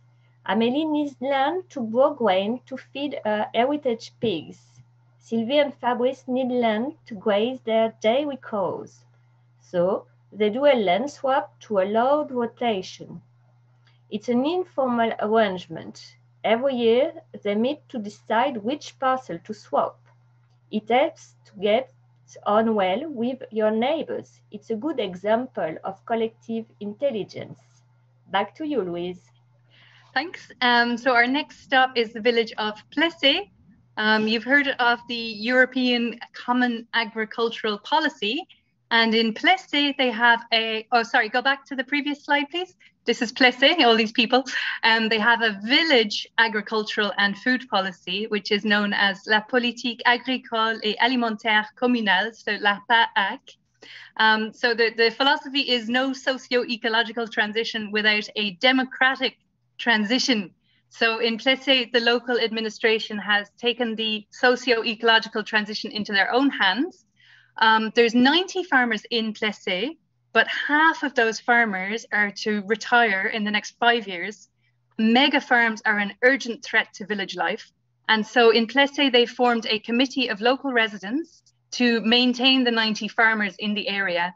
This is vital to keep the village alive. The community wants, or the committee, sorry, wants to work with canteens and restaurants and develop the market for local food. So it's a new experiment, but we'll be watching closely to see their solutions. Next slide, please. So we're going to finish our tour of France with a nice picture of cheese to talk about food and chefs. So as we saw in Plessy, farming is everyone's business, and farmers and chefs actually face a lot of the same issues: precarity, poor working conditions, property speculation, the question of fair prices, dignity in their work. And so the Slow Food Chefs Alliance is working with farmers to find solutions to their common problems that will allow farmers and chefs to thrive. Okay, so that's just some of the fruits of this project so far. The next step this year is to connect up these different experiments and to help to spread these seeds all over Europe. So if you'd like to know more or get involved, please let us know in the chat or come over to the breakout room. We might see some of you there. Thank you very much.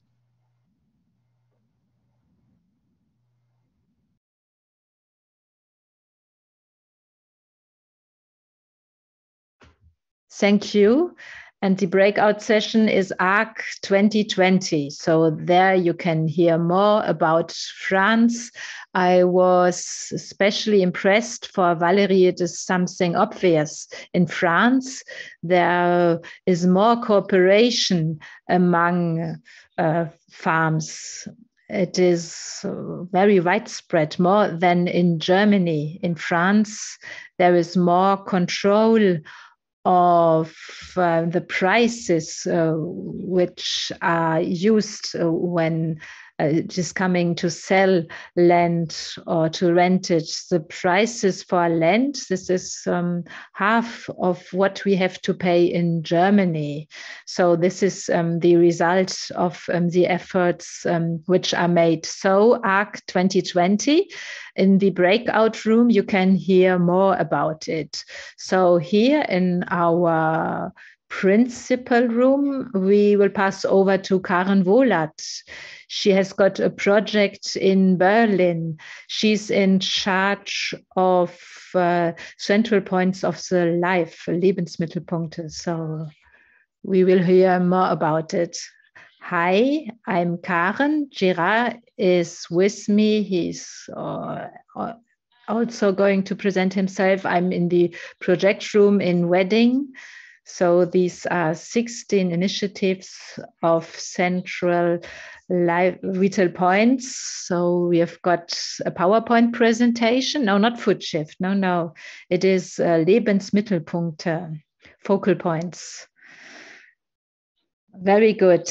This seems to be the right PowerPoint presentation. Okay.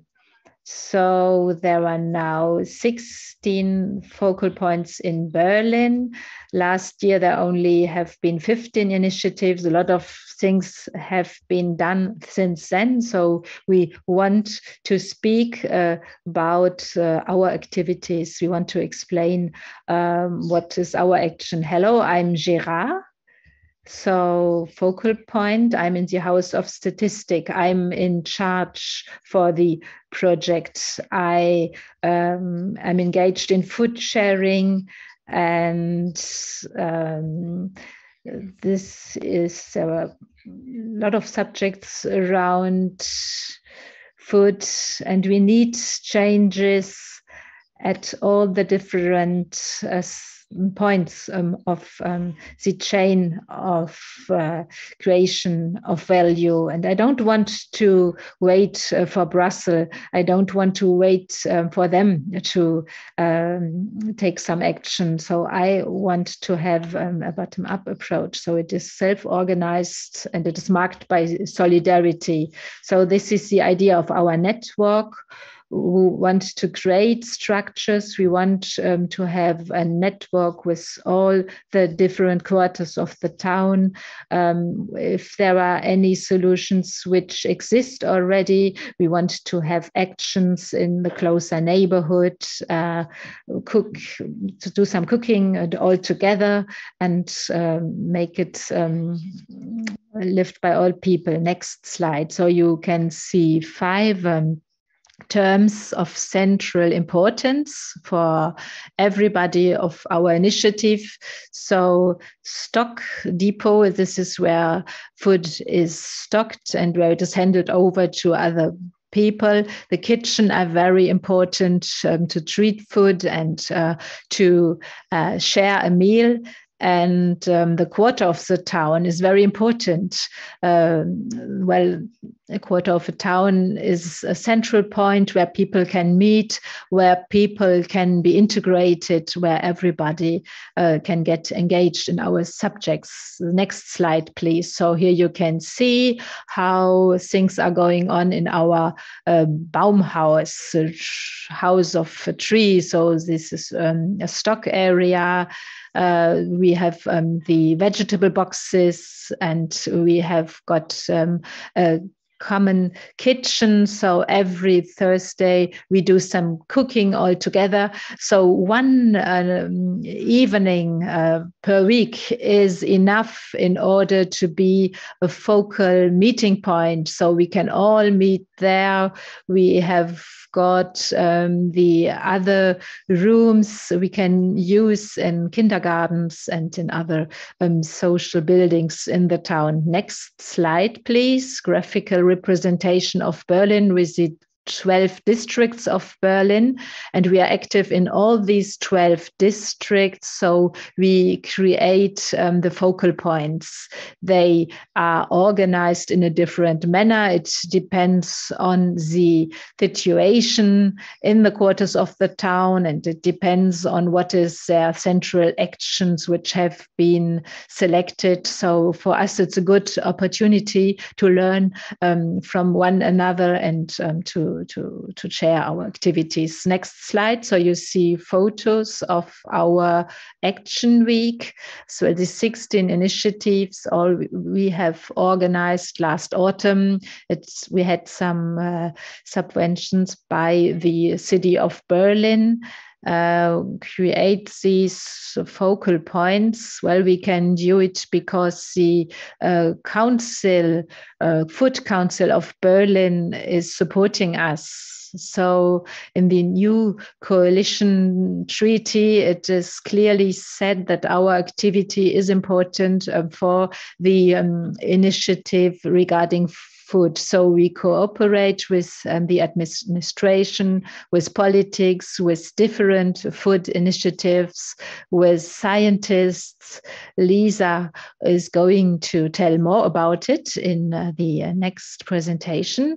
So next slide, please. So you have more photos from the different activity weeks. There are volunteers in all our initiatives. We will continue this year. We'll have our action weeks once more, and we will do our very best in order to have proposition in all quarters of the town in order to structure our activities. So next slide, please. So, well, I say thank you to all who are already there, who support us. You see our address, email address. Well, please get in touch with us.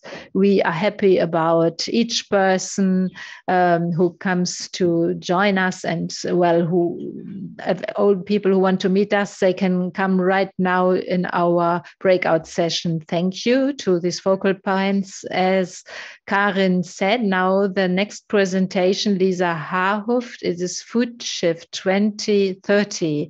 So it's closely linked to this movement around food. So Lisa is going to go beyond this Berlin hotspot. She wants to explain what else is happening in regards of food shift. Hello, Lisa Haarhoff is my name, from the Food Council of Berlin. So we belong to the Food Lab 2030. Food Shift is a European project. The aim of the project is to have a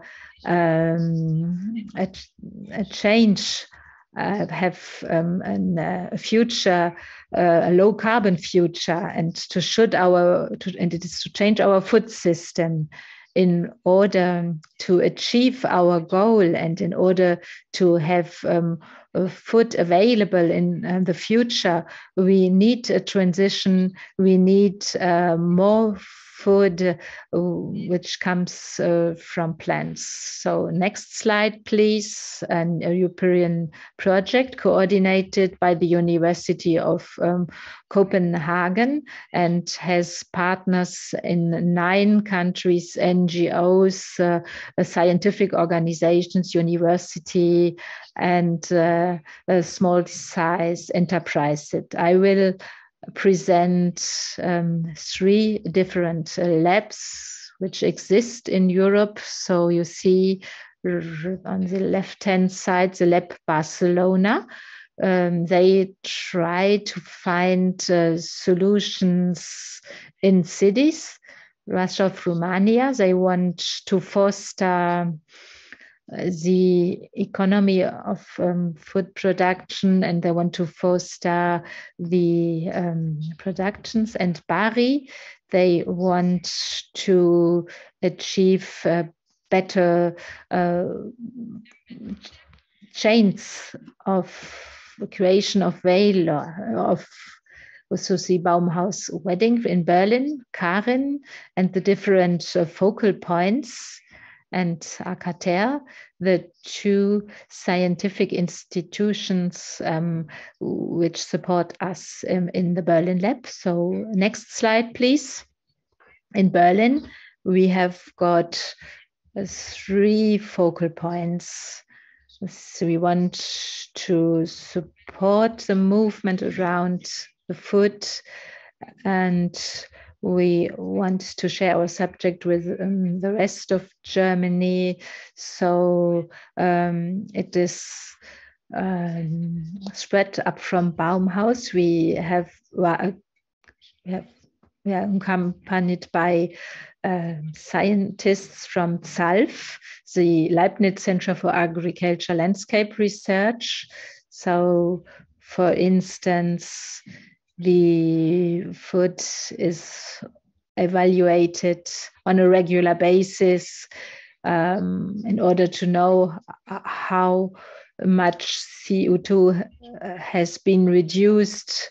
So, well, you try by a scientific manner to know how much CO2 has been economized, and we try to make an effect evaluation. So finally, another important point is to create a democratic space in Berlin for the activities organized by civil society around food. So the administration plays an important role. We try to improve our manners in order to cooperate with administration. So we have workshops, and we try to have workshops with civil society and with the administration. Next slide, please. So we are not on our own in Berlin Lab. There are also the innovators, NGO startup, agriculture enterprises. So we don't only have a look onto Berlin, but also to the region around.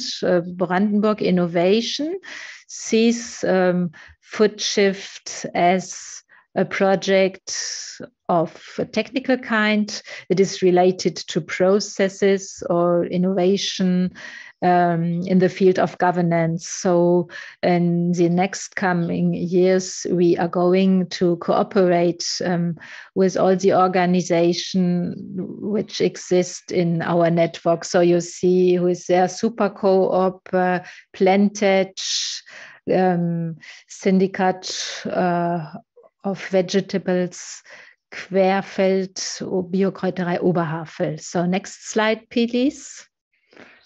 There are different possibilities to participate in Food Shift.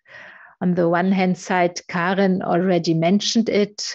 She told us how to participate in the Focal Points Food Shift project regarding their public webinars. Old people love to attend them. The website explains how it works.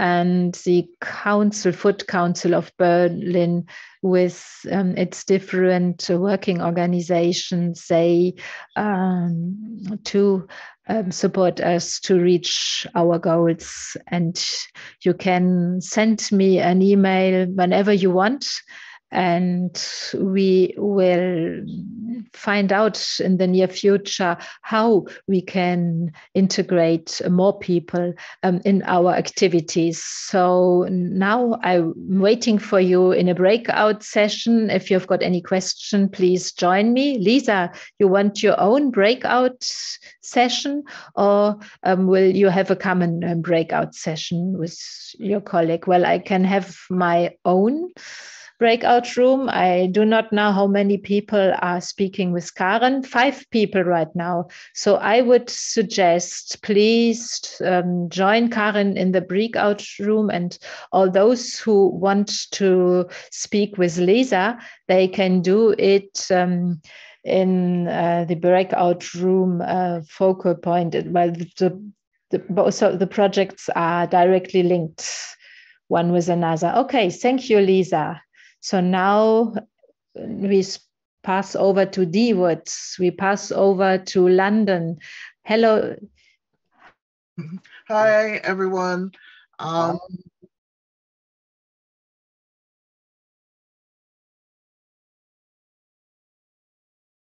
Yeah, and I'm just one small example.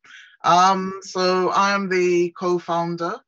I think my slides aren't up yet, but I'm the co-founder of Granville Community Kitchen, and we are a small community cooperative known as a Society for the Benefit of the Community in Northwest London. Next slide, please. So there's a Dinkra symbol of the Akan culture in Ghana, of a bird that looks behind. It's called the Sankofa Bird, and Sankofa means to go back and get. And in this slide, it is a picture of the past. So Kilburn and South Kilburn has a strong history of food and farming going back to Roman times. And South Kilburn used to be fields for cattle, and more recently had shops and a market. So in post-war times, there were food shops and a regular market that was demolished post-war to make way for the precinct and housing, which also had shops. And now this has been demolished as an ongoing part of regeneration. Next slide, please. So this is where we are right now. This is our community garden on the grounds of the Granville, 145-year-old Victorian building that was built to serve the people of South Kilburn, and particularly the poor and the sick. And our garden provides food, education, beauty, solace for our community, and seeds for our community seed bank. This too is disappearing under this regeneration, or some would say gentrification.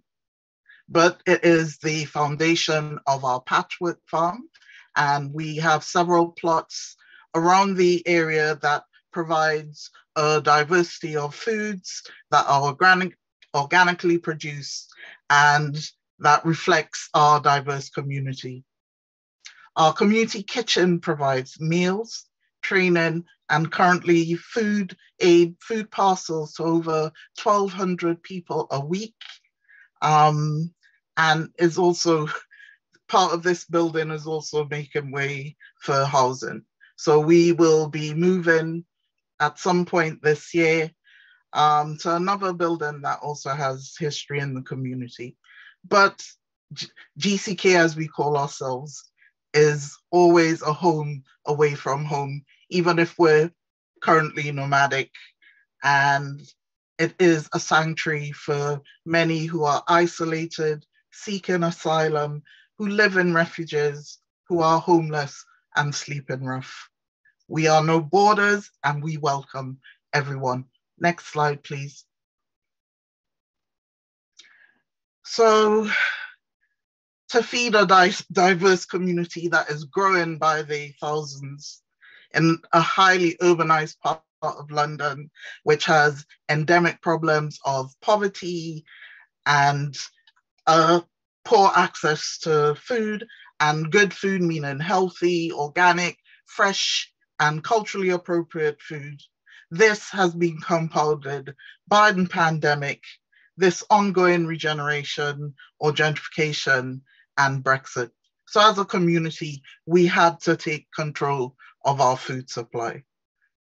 In the height of the pandemic, we launched our Good Food Box, a solidarity veg box scheme working with growers and farmers in the UK, Europe, and as far away as West Africa, working with a small group of women to provide culturally appropriate foods that cannot be grown here.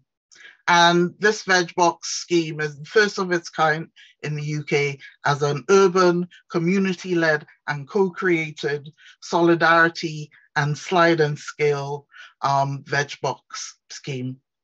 And it is a diverse local solidarity partnership for agroecology and community food resilience, inspired by many others from around the world, too many to name in this presentation. Next, please.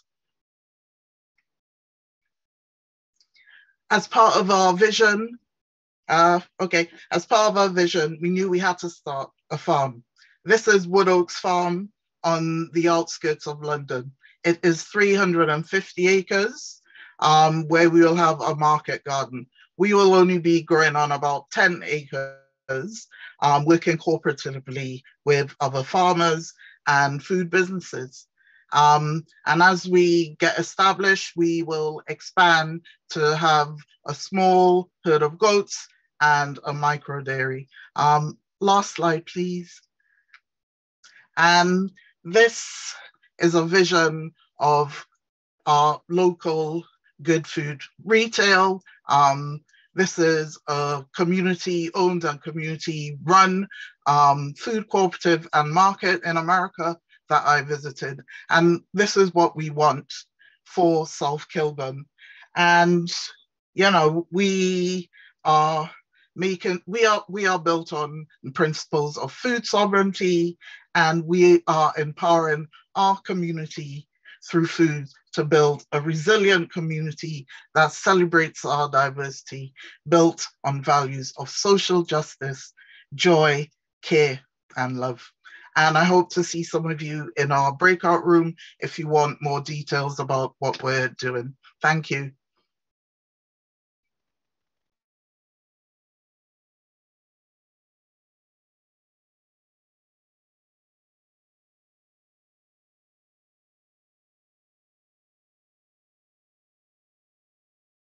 So we will continue directly from London. We will move away. And Jörg Lauenroth-Magot is speaking about Galloway breeding. And well, we are very curious to listen to his presentation. Please, Jörg Lauenroth. Can you hear me? Yes, and the presentation is coming immediately. My name is Lauenroth-Magot. I'm living in Rhäzling. Rhäzling is in the middle of Germany between Berlin and Hanover. Please, next slide.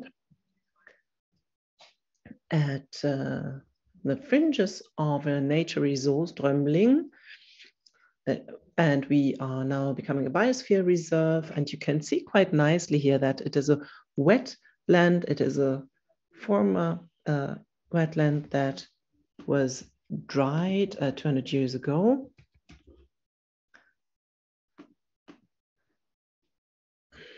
And this marshland has been dewatered, so to speak, through these works, through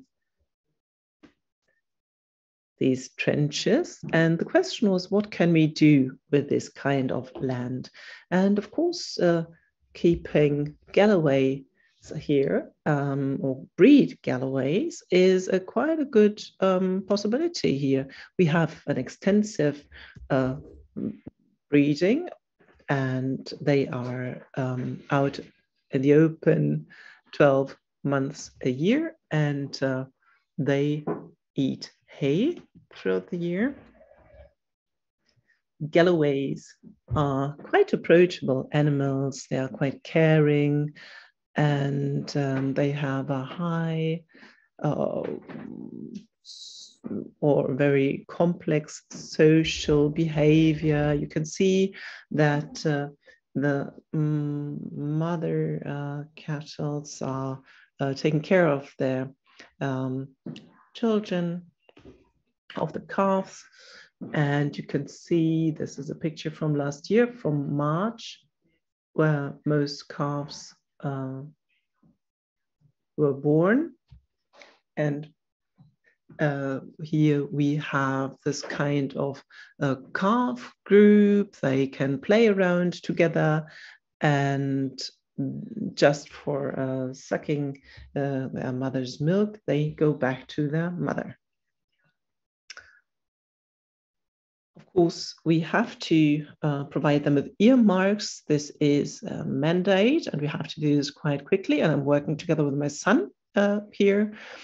So on the second day of being, after giving birth, we have to apply these earmarks. We do it on a tractor by lifting it up a little bit in order to run no risks. Then we apply the earmark, and then the calf can run back immediately to its mother. So the important thing for me is to have a partnership with these animals. This is my bull, 5 years old, Bentley, who eats apples from my hand. He likes to eat these apples. And the idea is to have only little stress. We are very calm when we approach the animals, and we take a lot of time when we have to work with the animals. I'm a Demeter operation, however, so-called biodynamic operation, which means that we work with, and you can see cattle horns that are being put into the ground in the fall. And in the spring, we take them out of the ground, and then the content of these horns and the manure is being stirred for an hour. This is called dynamization or dynamics. And during the stirring and the dynamics, you can see this nice shape. And here, this cone, and the energy from the cattle manure is transferred to the water. And I've got 70 hectares. So this is applied to the farmland in homeopathic doses. And through the work with this preparation, the fertility of the ground could be increased considerably, and the rooting could be improved, and the ground is more loose and not condensed. In order to have such a nice piece of roast beef, of course, you have to think about how you get a cattle from this world to the next. And I use the bullet shooting on the pasture. So the animals are killed on the pasture, and everyone had worked out well, then you have quite a delicious, nice meal on your plate. And you have to imagine that this actually was grown out of grass and hay. Thank you very much. Benny, you're muted. Thank you very much. The breakout group of Jörg is called Bauer. So if you would like to go into more detail concerning roast beef and also the cow horns, you are kindly invited to have an exchange with him there. And we go back to Berlin. And I think we have some kind of an anthropologist here who takes a look at the dietary behaviors of the different Berlin districts. And Semi Blasingame has prepared a food in my kids show, which we would like to watch right now. Semi, it's your turn. Great, thank you. Hi, everyone, and thanks so much to the Soup and Talk team for having me. I hope you can hear me well. So my name is Sammy Blasingame. I'm an activist, a researcher, and facilitator based in Berlin. I have a background in environmental policy and worked for a few years more internationally on land governance projects that had to do with the global sustainable development goals. But more recently, I've been focused on local food systems and especially how to feed a city, and Berlin, to be specific, where I've lived for a little over 6 years now. So I think many people on the call are from Germany or based in Germany. But for those of you that maybe aren't familiar, Berlin sits like a little island in the middle of all of this agricultural land in Brandenburg. And it's also a city full of environmentally friendly and regional food initiatives. So for me, it is a great place to explore what a more ecologically resilient and socially sustainable food system could look like. So I started to get to know the people in the food system here and in agriculture around the city. And I found out that there's so much going on. I mean, there's so much going on here. But I also quickly realized that many of the spaces and conversations that I was in that were talking about the future of food were quite homogenous. They didn't really include or have people that looked like me, and they didn't really reflect the diversity of food cultures that you can actually find here in the city. So I was interested to expand that conversation, expand the conversation to include much more perspectives from people across the entire food economy. And I ended up creating this project, Food in My Keats. The first edition of this project has been developed into a 6-episode mini podcast series, which explores Berlin, as we said, Kiez by Kiez, which is the German word for neighborhood. Next slide, please. I am your host of this project. So the first episode starts in my Kiez, Stefan Kiez in Moabit, and explores the idea and concept of curiosity.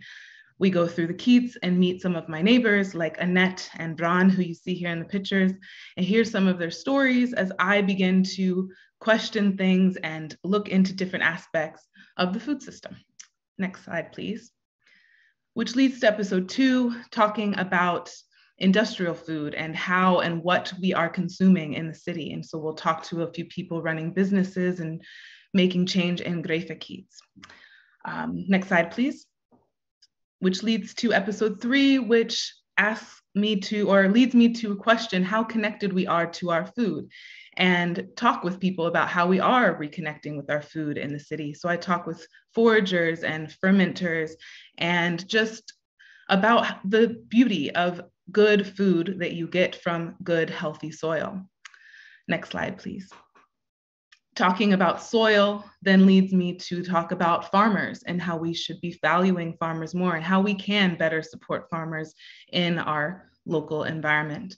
So we'll hear from some voices from the local agricultural scene, some people who you've already heard from today as well. Next slide, please. But supporting such projects sometimes feels out of reach for people. And so in episode 5, I talk about whether we're building a food system for everyone, and issues of equity and justice are brought up there as well. Next slide, please. And finally, in episode 6, we talk about where we can look for inspiration, some collaborations we can be inspired from, and different things that we can, find inspiration from. Next slide, please. Ultimately, this project seeks to touch on these 4 terms that you see here on the screen. Community, because I believe so many of our collective challenges can be overcome by nurturing more genuine relationships with one another. Space, because I believe in giving space to people and meeting them where they're at so they can be their full selves. Dialogue, because solutions to some of our greatest challenges will need to be co-created. And resilience, because through the lens of food sovereignty, I hope that we can find ways to have more autonomy over our food system and what we consume so that it's more in line with what's best for people and planet. So that's kind of the ethos of the project as a whole, and you'll hear threads of that throughout all 6 episodes. Next slide, please. Right now, the first episode of the podcast has been launched on the 15th, so you can find that episode and the trailer for the entire season on one of the platforms you see here on the screen. And I hope, they've shared the link that you can find there in the chat as well. Next slide, please. Again, my name is Sammy Blassingame. You can connect with me at hello@foodinmykiez.com or on Instagram, where I continue these conversations through lives with different people that you hear in the project. I'd love to hear from you. And for those of you that want to talk more now, I'd be happy to talk in the breakout room as well. Thanks again for having me. And talk to you soon, I hope.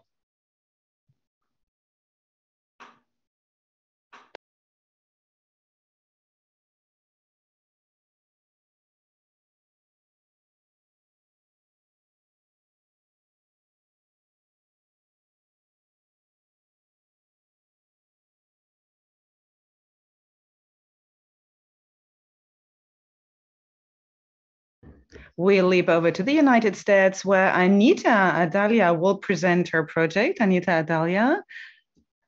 She will present a project, a community that's called Not a Farm.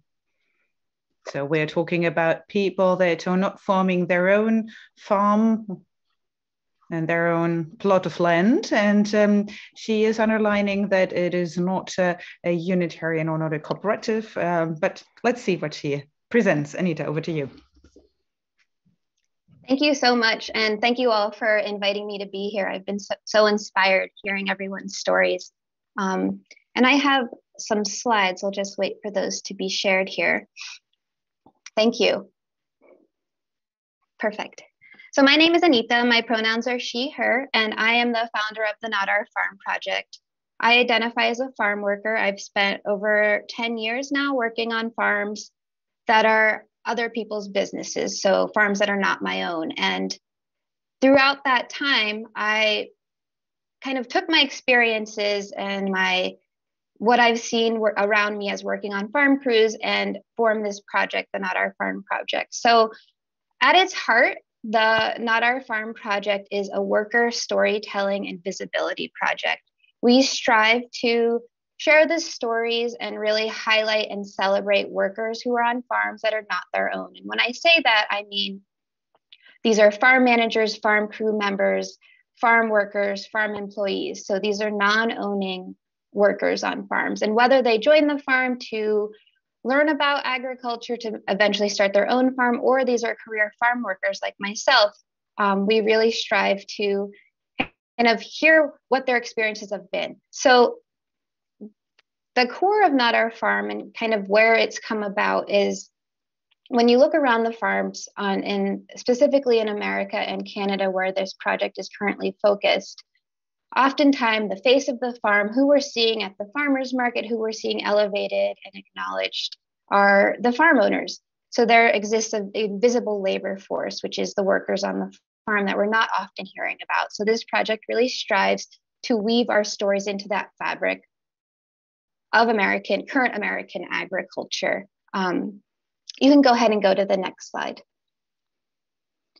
This project started about 2.5 years ago, and I've had the honor of interviewing over 80 workers on farms not their own all across the United States and Canada, and you can see some of their beautiful faces here.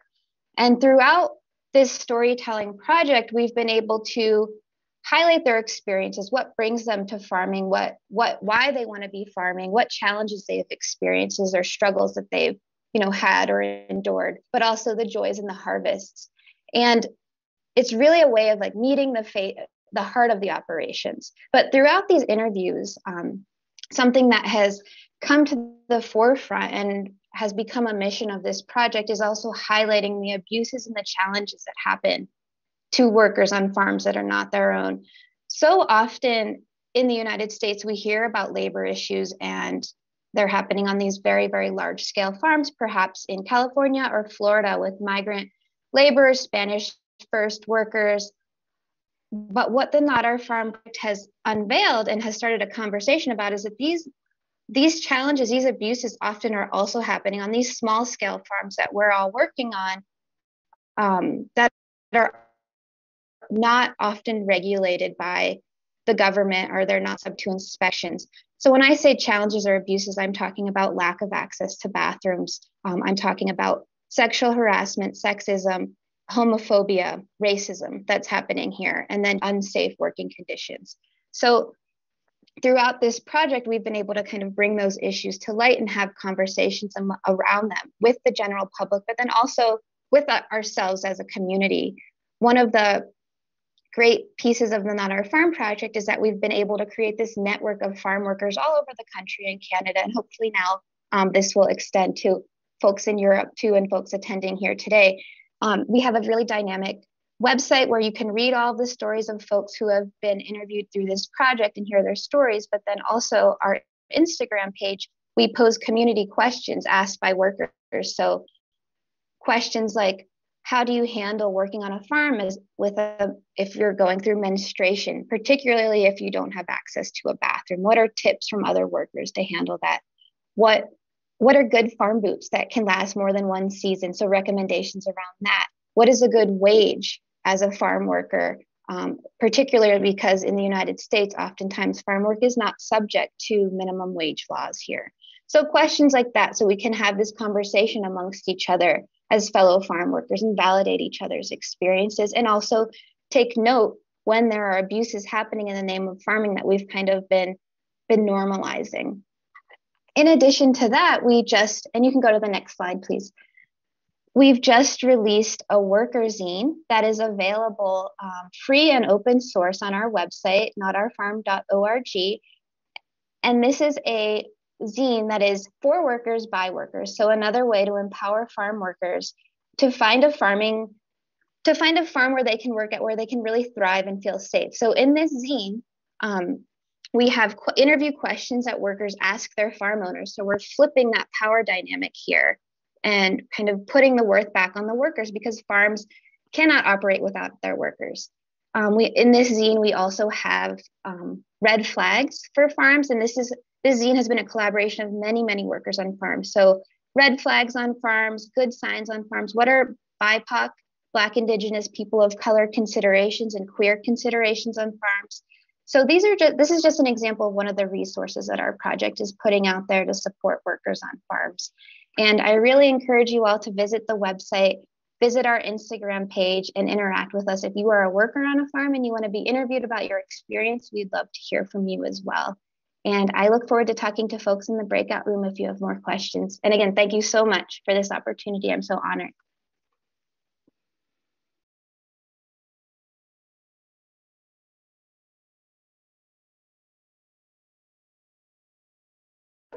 This is definitely an issue that we hardly shed any light on here in Europe and in Germany. And in Europe, we do have quite a few people working on farms and are massively exploited and abused in the agriculture, who is buying his tomatoes from Spain and from Italy. We have to really look into who is taking or collecting those tomatoes. And one of the big issues in Germany is that the increase of the minimum salary in Germany, where we really are delighted about, not really is applicable to land workers. There's always an exception in that field of work. And this is something that we really have to touch and have to bring on the agenda a lot more here in Europe. So thank you so much for your input and your interest ideas.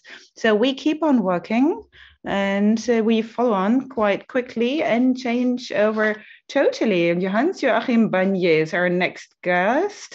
Bagnier, I don't really know how to pronounce it.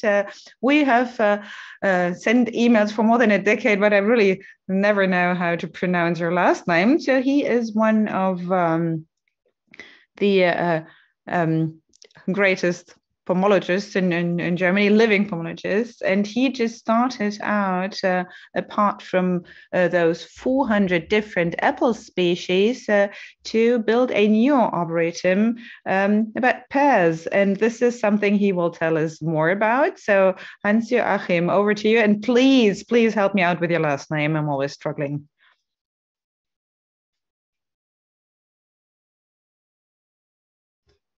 Hans-Joachim?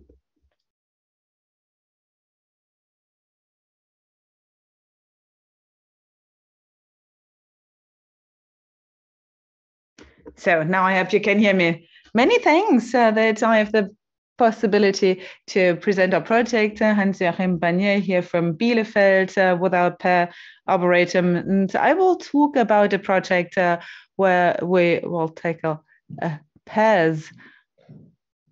In the beginning, we were talking about the high use of pesticides, not only in the whole world, but as well in Germany, and the fruticulture and horticulture, and first and foremost, the pear and apple yields are using the majority of pesticides per hectare. So we really have the hugest problems in our field.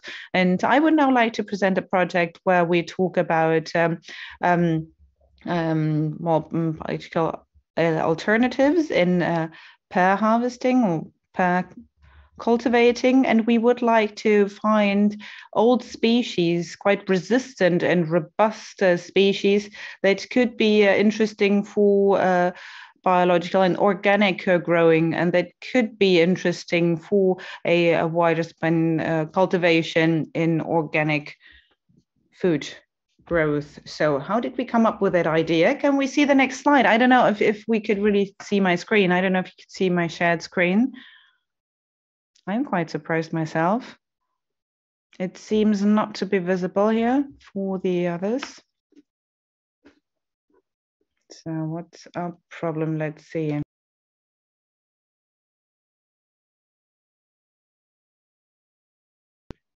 Coming up in a second.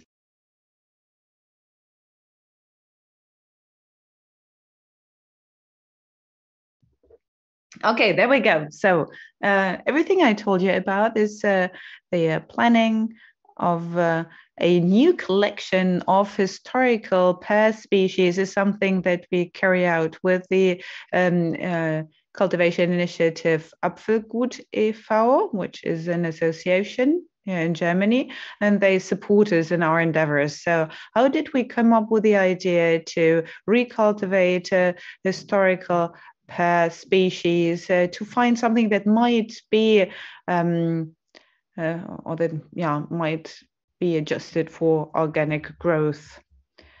So our company, the Fruit Arboretum in Olderdisen, exists since 1995. This is not a normal orchard. It is a garden of around about 400 different apple species, historic species, but a few of the more modern species in between. So this is a diversity collection that we thought to be a garden that could maintain the high biological diversity. And we wanted to find an alternative. We are not using any fungicides. We're not doing anything against fungal diseases, against apple scab or powdery mildew. We are not using sulfur or copper compared to the commercial fruit growing. So we get to know all these species quite differently. And in those 25 years, I had plenty of time to, not only 1 year, but first those many, many years to see that there is a huge difference in the robustness of different species. And when we got away without using pesticides, we had a few historic species that did not have any problem, that did not show any apple scab or powdery mildew, but now, all those species that are in commercial, things like Yona Gold, Topaz, that they don't really work out without using any pesticides. So the question is, how did we get there? That first and foremost, those that we can find in the supermarkets don't really thrive when they're not sprayed upon. So 10 years ago, I took my math and I looked into the issue, did my research, and I looked into horticulture and fruticulture, and there was something that really called my attention. There is a rupture in the whole apple history and the apple cultivation history since the 1930s, more or less, and since 1950 in Germany, or already in the 1940s, people started cultivating species that were not really cultivable before.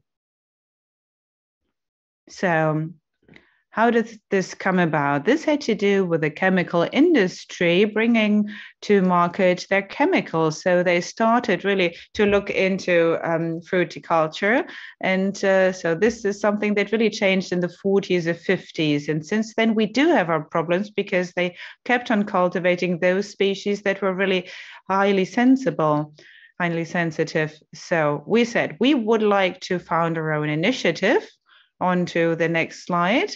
So we created our own initiative where we said we want to go back to those healthy species. And we displayed 9 different orchards that are working with historical apple species.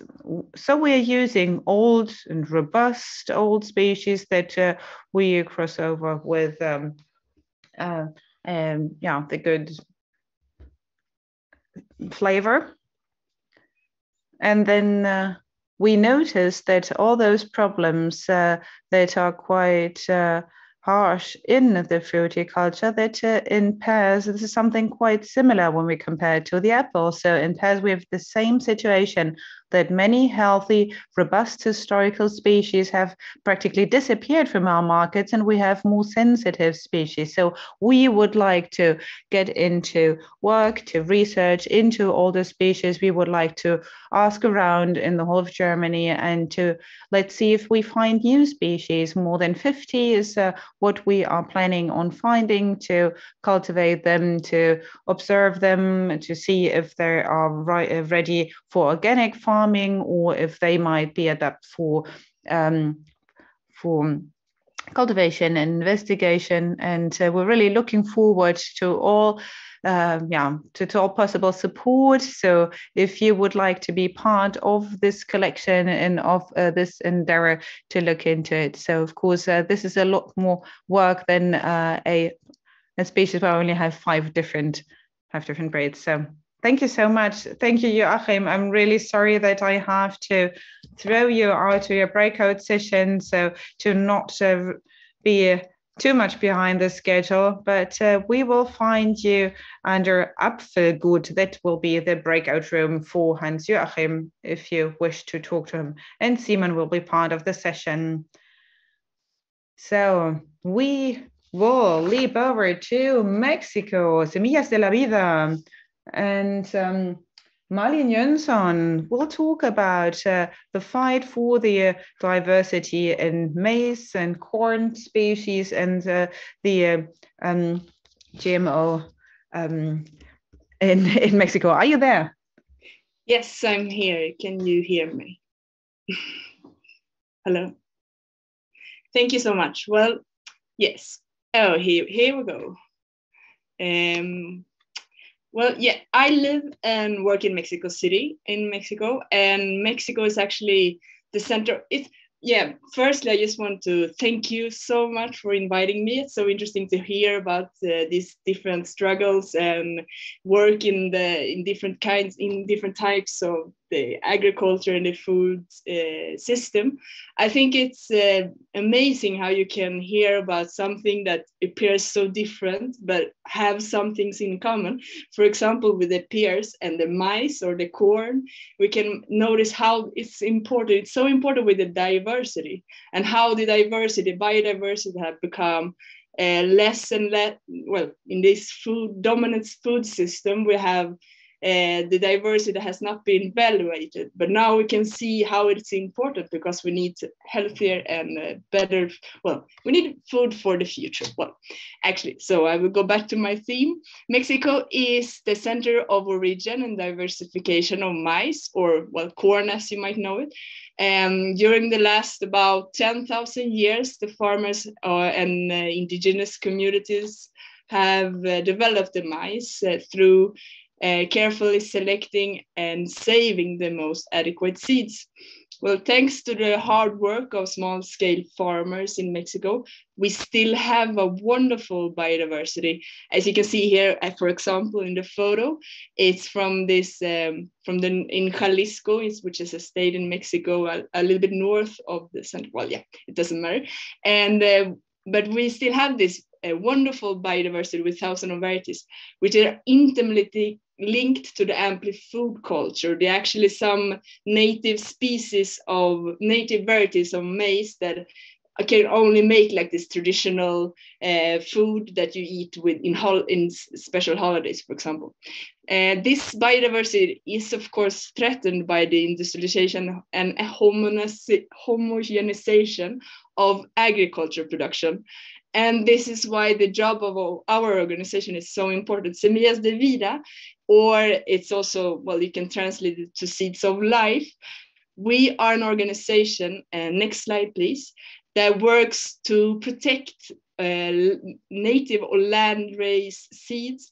Also heard the last talker say historical seeds. No, someone said could be historical seeds. I'm not really sure about the translation, but these seeds, we are protecting them in the hands of the farmer, because it's very important that we find a way protecting it, because they are essential for the development.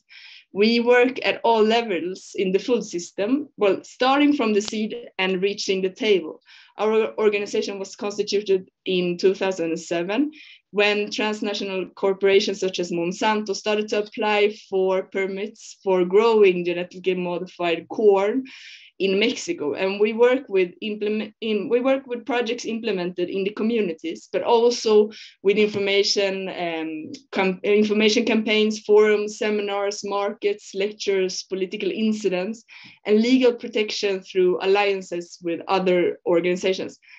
Nevertheless, our starting point, as you can see here on the photos, is always with the rural communities and through dialogue, knowledge, dialogue, and alliances with grassroots organizations and universities. Thanks to these collaborations, we have succeeded to develop different methods to protect the seeds in the hands of the farmers through characterizing the different varieties of maize, seed exchange markets, community and family seed funds or banks, and participatory breeding. Next slide, please. During the years, we have had a number of achievements, such as the inclusion of the right to adequate food in the Constitution, in the Mexican Constitution, federal law protecting native maize, a presidential decree against glyphosate and genetically modified maize, and also the 29th of September, thank you, as the National Day of Maize, amongst other things.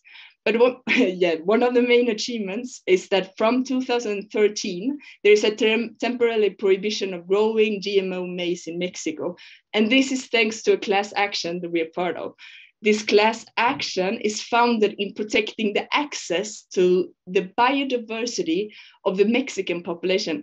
And this actually the first class action in the country that protects a collective human right instead of just an individual, which is somewhat revolutionizing. And also just to conclude, unfortunately, due to the crisis and the economic crisis that we're living in, because as a consequence of the pandemic, as our organization is also in crisis. So if you have any foundation, if you know any foundation that could have interest in supporting our work, I will be most grateful for information or context. And also if you have more questions or comments or would like to discuss some of these themes that we're working, you're welcome to get to this, how is it called? A break room afterwards. Thank you.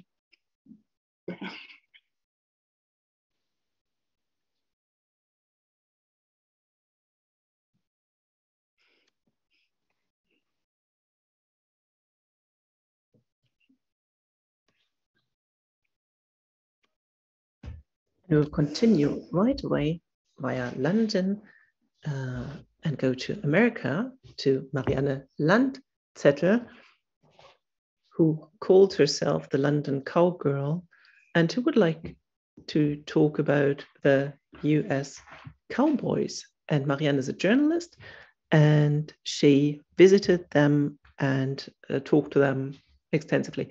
I have to disappoint you. I also live in London, so we are talking with each other from London now. So can we start with the first slide, please? Thank you. I'm going to talk to you why regenerative agriculture is profitable, why they are good for the environment and provide healthier food. Why did I visit US farmers? For me, it's like look into a crystal ball. What is happening in the agricultural sector in the US will also happen here in Europe. The large plots of land, the monoculture, and the extreme industrialization of the agricultural sector, the consequences of the climate change are experienced in a more extreme way, but at the same time, solutions are more clear too. For quite some time, large corporations have tried to hijack the term regenerative agriculture and to redefine it. Here, it is about the definition that was created and set up by the pioneers. The most important aspect is improving the soil quality. Next slide, please. A healthier soil, a healthy ground is more fruitful and can store more water. This protects against soil erosion. How can we improve the fertility of the ground? The pioneers are wise observers. The most important insights are that you always need to have plants. You need to have diversity of species above the ground and below the ground. And one farmer said, I have cattle, but I also have to take care of the animals in the ground and not only above the ground. I should not plow in order to not disturb the worms. And cattle are four-legged land managers, so to speak, and I do not need any artificial pesticides or agrochemicals. So those who do not have to buy agrochemicals will save a lot of money. One farmer told me that he switched to organic farming when the bill for agrochemicals amounted to $250,000. However, this is quite a daring undertaking for the farmers. And I will show you 2 examples. Next slide, please.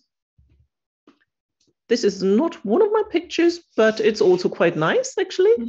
So, Gail Fuller is a farmer. This is the right picture. Thank you. Gail Fuller is a farmer in Kansas, which is a state in the middle of the United States. Missouri is not very far away. And there are quite a few floods. In 1 year, 20 centimeters of the topsoil was washed away. In addition, they had to pay for pesticides and the seeds, and Fuller was bankrupt. Not the only farmer in this situation, but one of the only few who talked about it. He got in contact with Gabe Brown and others like-minded farmers, and they started to experiment. They had different kinds of cultivations. They had a chicken and also cattle and permanent grassland. And the organic soil matter increased from 2 to 7%. He did not generate record yields, but he did not have a loss of yield either. He is in the blacks once again, and he experiences the diversity of life in his farm once again. Next slide, please. So here we have just skipped one, but it doesn't matter. The farm of Klaus Martens is in the north of the state of New York, and he started his career as a conventional farmer up until when he hopped off his sprayer and could no longer move his arm. And there he decided to eventually switch to organic farming. And he considers weeds as certain indicators for the soil quality. And there's a farmers network in the region, which is actually going back to his initiative. And this is actually the main conclusion. Regenerative farming and organic farming have the same objectives. They work with the same methods, and they can hardly be distinguished in only one aspect. Organic farmers do not use any pesticides, but sometimes they do plow. Regenerative farmers say plowing is taboo, but they do not exclusively exclude pesticides. To switch to organic farming is linked to high risk. Regenerative farming is a soft switch into an agricultural way of working, and it's not very far away from organic farming. And you can find more background in my book. So maybe we have 10 years from now. This is the title, and there's only also an English version on the market. Thank you very much, Marianne, the London cowgirl. And we will directly go to Tjerk Dalhuizen. And I think most of you have, over the past year, seen the petition Save Bees and Farmers and also signed it. And the good news is that all in all, we are 1.2 million people who've signed it. And we managed to make this European Citizens Initiative a success. And Tjerk will talk to us about how it's going to go on, because the main demand, the exit from pesticides, is actually at the heart of the next EU Council presidency of France. And Tjerk, tell us about it.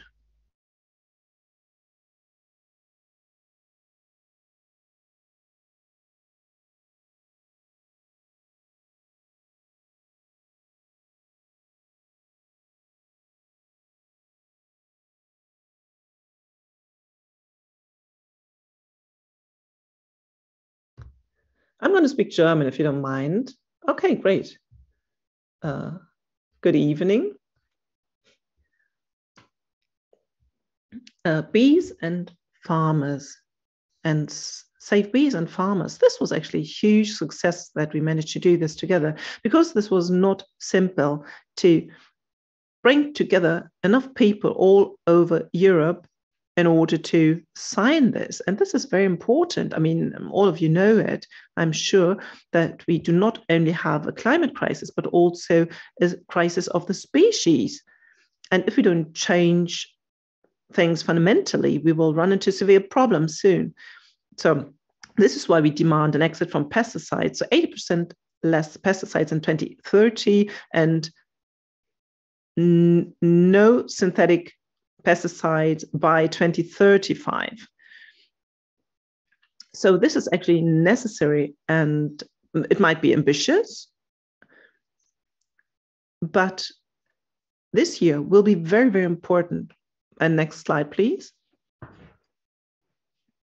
Exactly. Here we can see the different countries.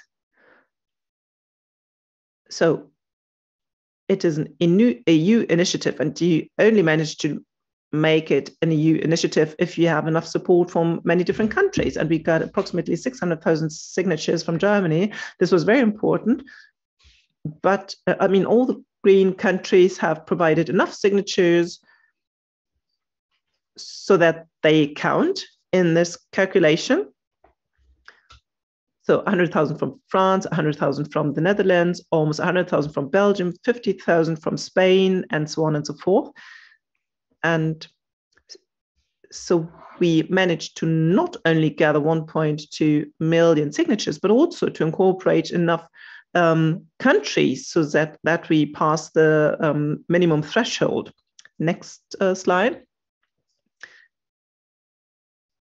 This was actually the end result. The signatures were submitted to the EU, and the next steps are very important. This year, many things will happen concerning pesticides. When these signatures are formally accepted, then there will be a discussion with the European Commission and the European Parliament. They will discuss that, and then they will provide a reply, a suggestion. The Commission will provide the suggestion. This is very important because at the same time, we are talking about the sustainable use of pesticides directive. This is a directive which talks about the sustainable utilization of pesticides. So the sustainable use of pesticides, this is very interesting and very important. And the EU Commission wants to reduce the pesticide consumption by 50%. But they are under severe pressure because this is a billion-dollar business, and Syngenta and all the others are actually lobbying quite strongly. And also the large farmers associations, they all are trying to dilute this, to water it down. And however, it does not need to be diluted, must not be diluted. We need a scaling up here. This is very important. And here the European Commission will come up with a suggestion, and then the member states once again have to act. And there it is very important that we are not only strong in Germany, but also in the Netherlands and in Spain and Poland and Romania and in other countries, so that enough countries can be mobilized, that we can exert enough pressure together so that the governments in these countries support the withdrawal from the exit from pesticides. And here we still lack a little support. And it's not only about the sustainable use of pesticides regulation, but there's something else which is very important, which is this year's decision about glyphosate. The glyphosate approval will run out in December 2022. And the question is, will there be a new permission or will it phase out? And this is very important. In summer, we will have the discussion, and then all over Europe, people need to stand up and say, no, not again. We do not want to continue with glyphosate because it is really key in the industrial agriculture. When there's no more glyphosate, then we actually start the phase out of pesticides. And this is what we really want to achieve this year. Thank you very much. Thank you very much, Tjerk, and also for sticking to the allowed time, I'm a bit under pressure, you can say this now. We will continue with Paul Denkhaus, and he will show us a little bit of hip hop in connection with diet or nutrition. Hello, my name is Paul Denkhaus. Thank you very much for the invitation. I try to be brief as well. I think the slides are still missing. Ah, there they are. Great. Thank you. Well, how did I have the idea to combine nutrition and hip hop? Well, I'm a trained chef, but also an educator, and I'm also a rapper or hip hop artist. And in the course of the past years, I also looked into or focused on diet and nutrition.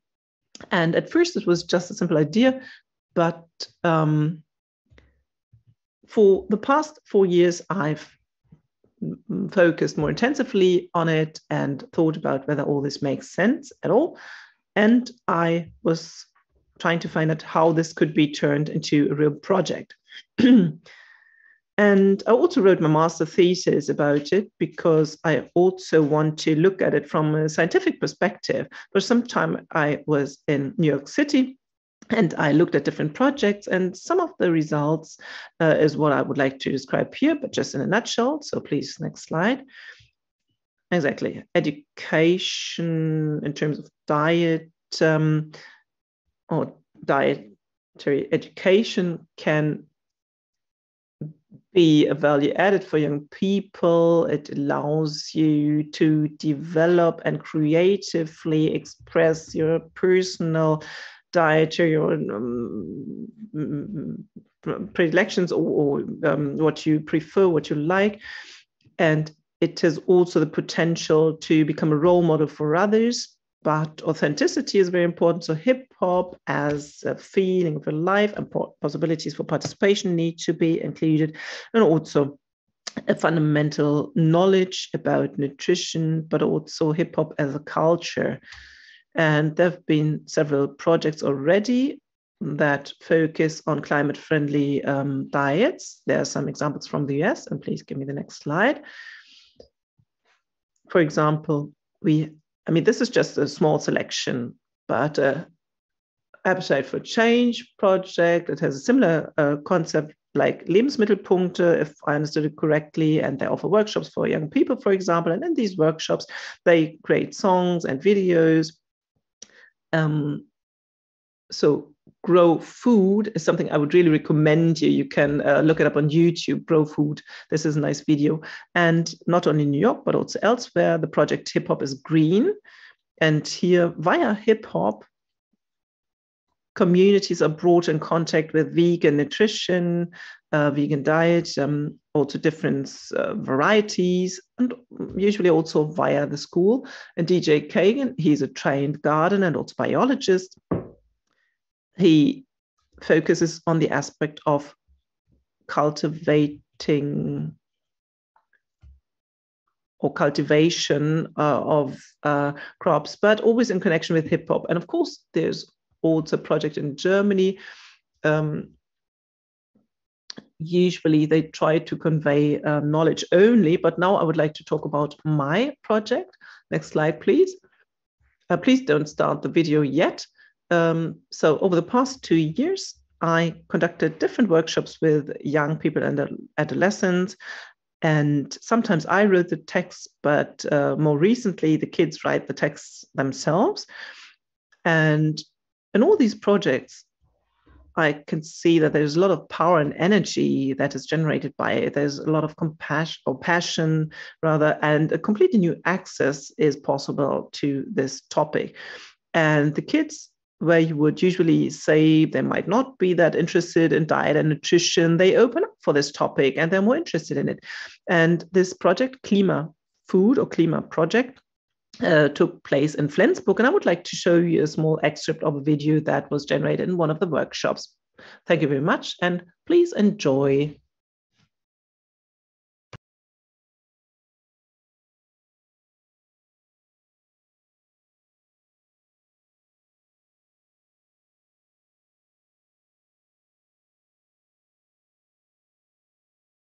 Bruder, gönn dir, gönn dir, gönn dir, gönn dir. Beats, Nuts und Freshes Obst. Sigi, gönn dir, Gönn dir, gönn dir, gönn dir. Rap und Sauce am Start, yeah. Homies, hört ihr, Hört ihr, hört ihr, yeah. Chilis in Kahn. Cool, vielen Dank. That's Paul. great. Thank you so much. What a nice idea. The great rap you can find on YouTube, of course. And to want to get in touch with Paul and exchange more ideas on nutrition and rep can do that right away in the breakout room. Then, of course, you can have the possibility to play the whole song. So now we will keep on working. Now we'll switch over to Hong Kong. Hong Kong has been on the news. Very sad story. But there is some hope in Hong Kong. And Angus Lam will talk about his project, Radish in Hong Kong Gardens. Please, Angus, are you there?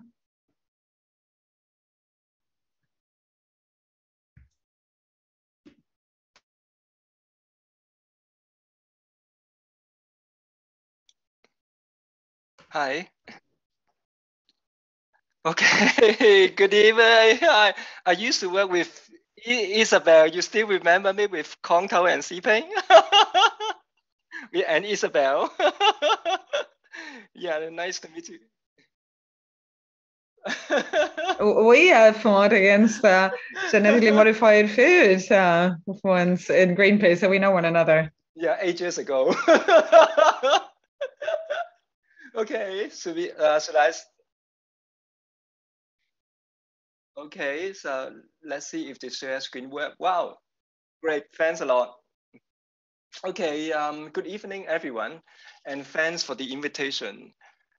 Today, I'm going to tell a story about Hong Kong, something from the East. And it may be quite different from your usual impression, not something about its economic growth or international financial center, but an agriculture story about how we use a local crop variety to foster farmers' relationship, community engagement, and sharing of food culture between Hong Kong citizens and other local ethnic groups. Just to give you some basic ideas, Hong Kong imports about 95% of our food, primarily from mainland China, but we still have 2,000 farmers. Among them, 300 are organic farmers. So in terms of ratio, this is, I will say this is quite high. And all over Hong Kong, we have 700 hectares of active farmland. Still growing vegetables, which is only about 1.7% self-sufficiency rate. Next slide, please. And however, there are some vibrant changes being occurred in the society over the last 10 years. We see more people love farming and support local produce. A higher number of young generations, they choose farming as a way of life, and they are very creative. As you can see from this slide, this is a picture showing one of such young groups in which they call themselves agri-ventures.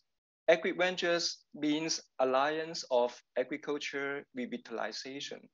And they borrow the image from the very popular Hollywood Marvel Avengers. And they even use it as a collective branding to market their produce. So this young farmer's story has reflected a new worldview, project a new rural-urban relationship in which the old generation farmers were not able to achieve. And never say so, we can still find different local traditional varieties in different parts of Hong Kong, as you can see from the map in this slide, which is still very attractive to local consumers because of all these good quality local traditional food varieties. And next slide, please. So under such change in social paradigm, I would like to introduce a recent successful agriculture campaign in Hong Kong. The mother tongue of Hong Kong is Cantonese.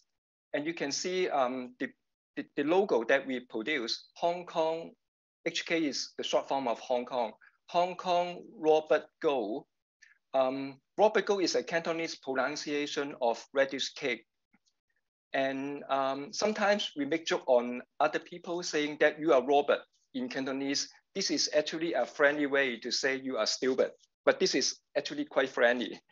And so the campaign relies a lot of social communication, and we produce the logo so that all the partners involved can be used together.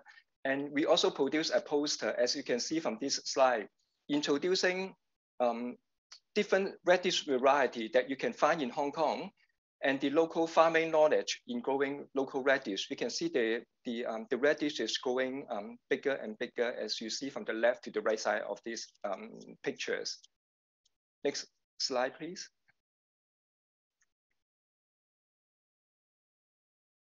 Okay, so radish is a seasonal crop in Hong Kong. Farmers can usually get enormous harvest between December to next February. One single radish can weigh up to 4 kilograms. Radish is widely used as a recipe to celebrate the Chinese New Year. Every family in Hong Kong will either homemade or buy radish cake during the Chinese New Year. So the key idea of this campaign is to collect local small farmers with around 40 independent restaurants and food retailers. So creating their interest and knowledge to use locally produced radish in making radish cake during the Chinese New Year. And at the same time, help the farmers to sell their good harvest. And we also produce an app to reach more consumers and communicate the message of supporting local radish. Next slide, please.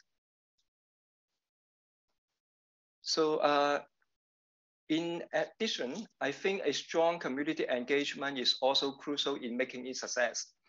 Volunteers have been involved in helping farm work and learn how to make radish cake through participating training activities. Some volunteers become very committed. Eventually, they find a piece of land to grow their own radish collectively. So we actually felt quite excited, as it seems the campaign also helps to incubate new farmers in Hong Kong, which was not expected in the very beginning. Next slide, please. So you can see a diversity of recipe using radish as the ingredient. Hong Kong is quite an inclusive city, which has a lot of ethnic minorities. The campaign also outreach to other local ethnic groups, such as Indian and Nepalese, which we collect their recipes, and then we share all these overseas recipes based on using local ingredients. So in a way, through one single local traditional crop, the radish, we celebrate cultural diversity and agro-biodiversity as an integral part of our food system. So the last sentence I would like to say, even like cities like Hong Kong, I think agriculture is needed everywhere to give us a sense of security, no matter how commercialized a place has been developed. Thank you very much. Thanks a lot.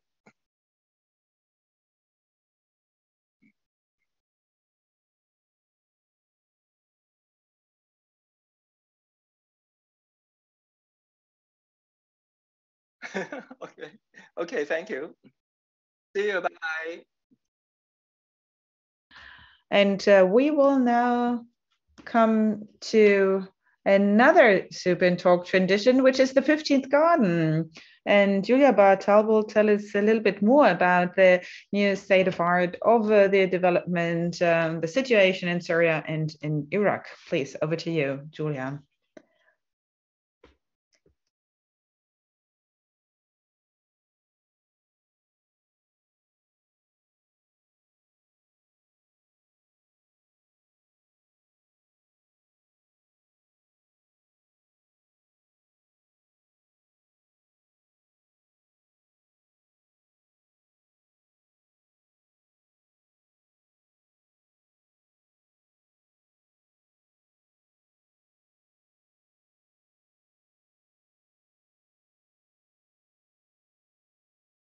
And it was the revolution of freedom and dignity. And the the topic of food sovereignty and defending food sovereignty within times of war and revolution was always the main slogan of the 15th Garden, and also that it is a food sovereignty network for all of Syria's people, which also means acknowledging the situation that many people in the situation were displaced internally and externally. Millions of people were displaced. So the 15th Garden work also continued along the routes of these people. Please come to the next slide. So the 15th Garden Food Sovereignty Network spread throughout almost all of Syria in the whole liberated areas. It was thousands of gardens, hundreds of projects, networks. It was community supported seed banks, seed reproductions. We developed strategies how to keep food production up under cities and communities under siege, where people were being bombed. Benny, your microphone is very loud. I'm sorry. Sorry. Yeah. Where people were being bombed and were being starved to death. Some of these sieges lasted for up to 5 years. And the 15th Garden developed methods of this. It was always a transnational network, always working together with farmers and gardeners throughout the world, actually connecting with people in Syria to develop the strategies to keep up food production, keeping people alive, but also keeping dignity alive, and keeping also political self-determination, because when food becomes a weapon of war, hunger is really standing in the way of self-determination. Next slide, please. In the last soup and talks, we had a lot of time and a lot of images and many years and many work has passed, but I do need to remind under which conditions this network has been working throughout all of the last few years. Next slide, please.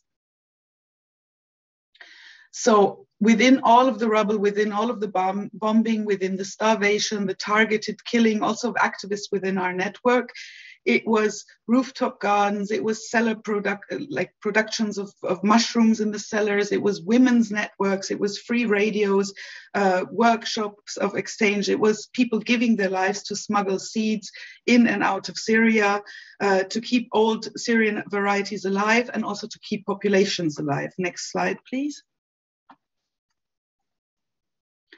And the work with the seeds continues until this day. Here is just an image of the last few seeds that we have just been able to move in just a month ago. The process of bringing them to places is often very, very difficult. So we do the work within the network to find some of the very, very old varieties. Old Mesopotamia, the region, is the cradle of human grain production. So we do this work to locate old varieties. Sometimes we can locate them in the region, but we can't even bring it directly from the neighboring country back into Syria. So it has to go very far routes, all the way here to Europe, through different countries, through different hands, and then back onto containers into areas in Syria, like in Idlib in this case. Next slide, please. And one thing I have to say, I mean, our network, when I say it was thousands of gardens, it was hundreds of projects in the different regions, just as everything in Syria has been crushed over the last few years. So, of course, the physical presence of our network has been crushed. Most of the initiatives inside Syria were built in the revolution and in the war, and then with the crushing down of the military on all of the cities and the reinstallation of the Syrian regime, the Assad regime in all of the areas, also this network and its projects has been crushed. But what cannot be crushed ever is the knowledge. We were the first network to develop strategies how to defend food sovereignty at times of war. We saw what had happened in other places in the world, like in Iraq, like in Afghanistan, how much gets lost while war, of seeds, of people, obviously, and of traditional methods and of agriculture. And now this knowledge that our network has been built is being shared far across the borders. Next slide, please. So we have an agroecology farm within like our solidarity network in Lebanon, run by and led by Syrian refugees, which in the economical crisis in Lebanon, where everything, including Lebanese agriculture, which is heavily dependent on imports, is breaking down, and suddenly this our agroecology farm there with its seed bank and its methods is in the position to actually help Lebanese farmers. They have built hundreds and hundreds of gardens in Syrian refugee camps throughout the whole country. They constantly offer training, and they have a very, very, very well-equipped seed bank with thousands of varieties. Next slide, please.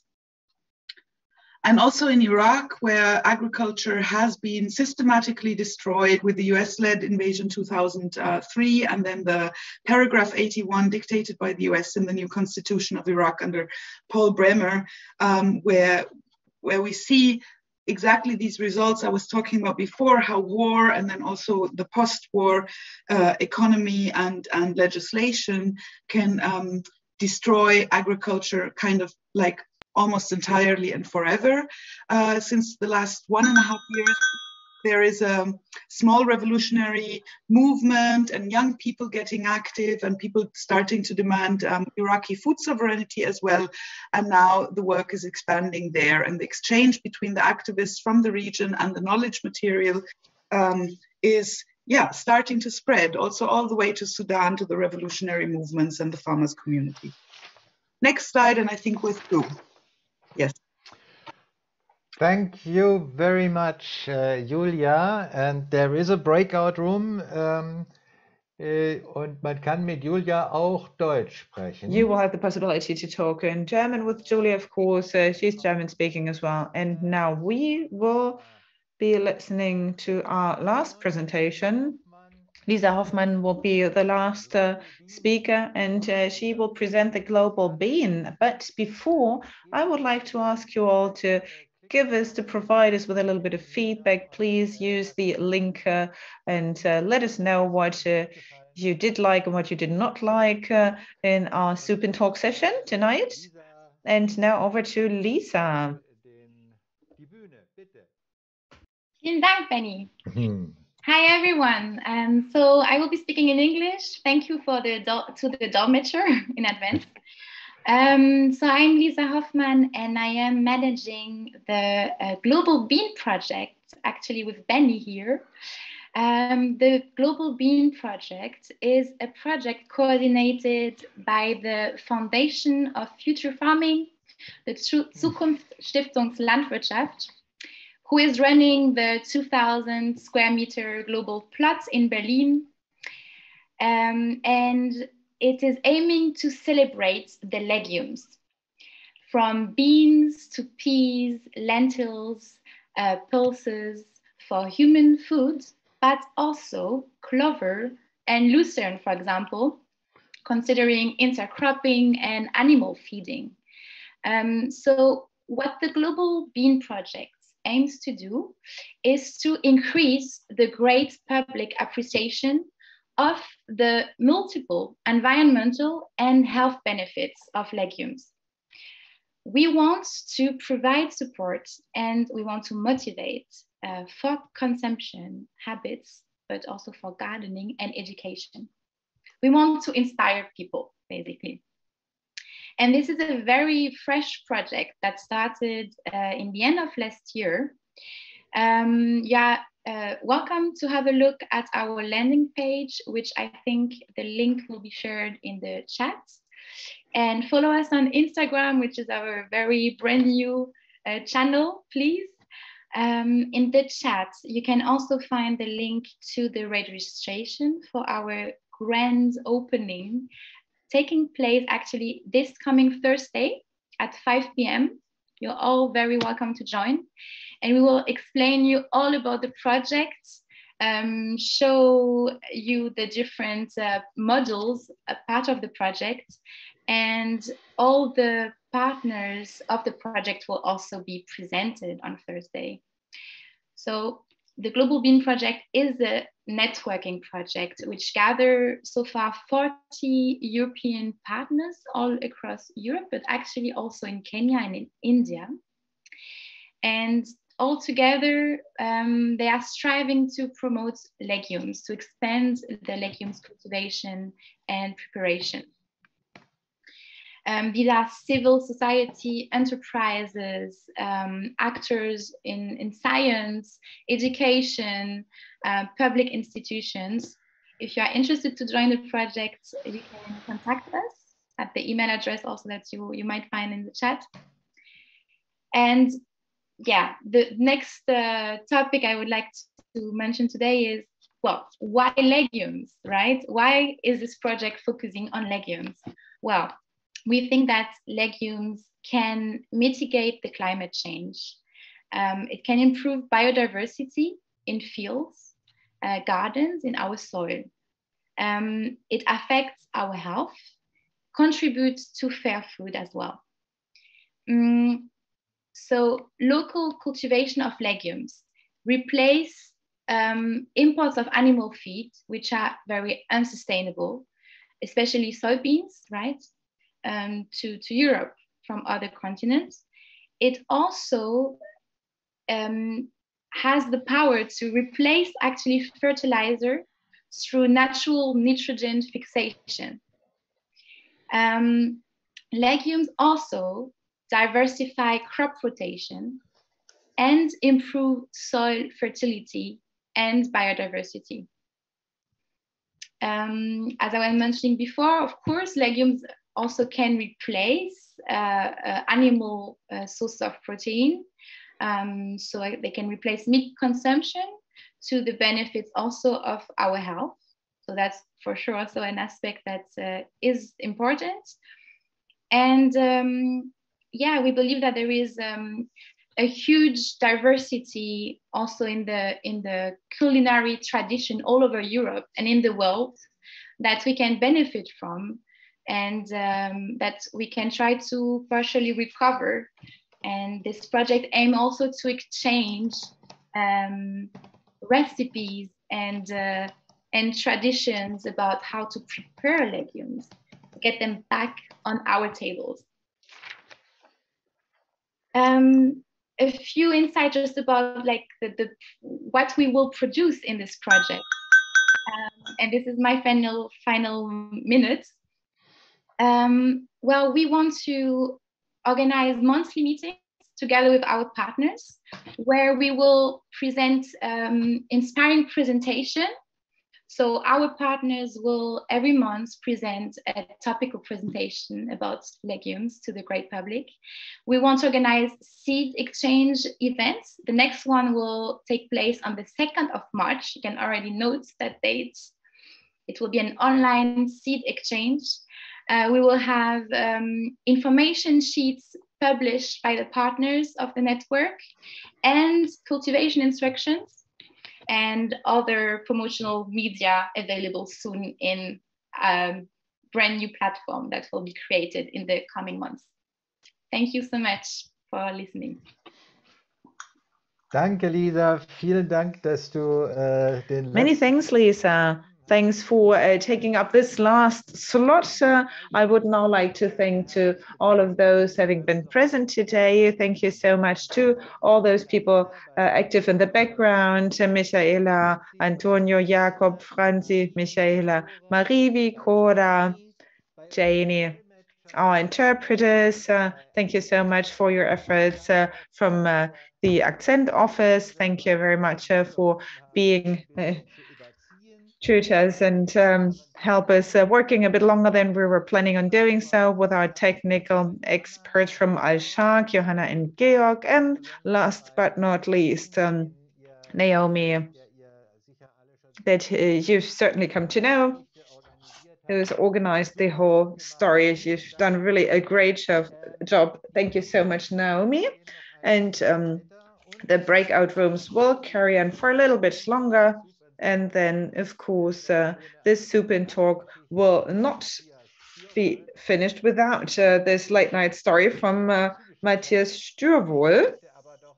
he's already sent it over to us. But before we head over to this story, I would like to say bye-bye. Many thanks for being with us. And it was really a huge pleasure being with all of you, seeing you back here, and to celebrate this huge variety of ideas and campaigns and projects that we have. I think we really look forward to a very special year. And then we will see you back again in January 2023. Thank you so much. Bye-bye.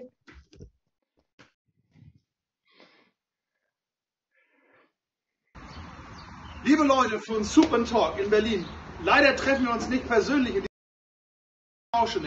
So unfortunately, we will not meet on a personal basis, because it was already a tradition that I was telling you the good night story. You can see here the tractor behind me. I'm on my premises, and this tractor has already been with me in Berlin. We have demonstrated together, and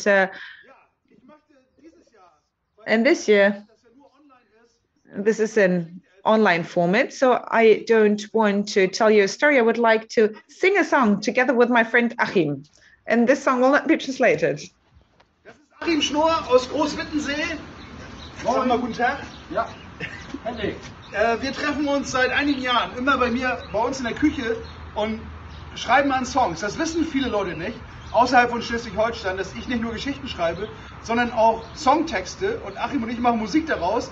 In Schleswig-Holstein wissen es auch längst nicht alle. Die davon wissen, wünschten, sie hätten es niemals erfahren. Egal, wir haben uns überlegt, wir wollen für we came up with the idea that before this year's Super Talk, we want to sing a song for you, which we came up with during our work.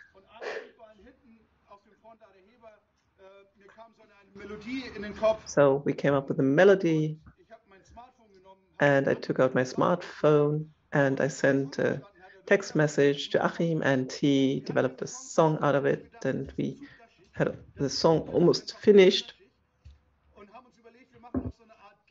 But then we thought we will turn it into a gangster rap, with the result that the song became even more trashy, but people liked it. So Super Talk, your goodnight song.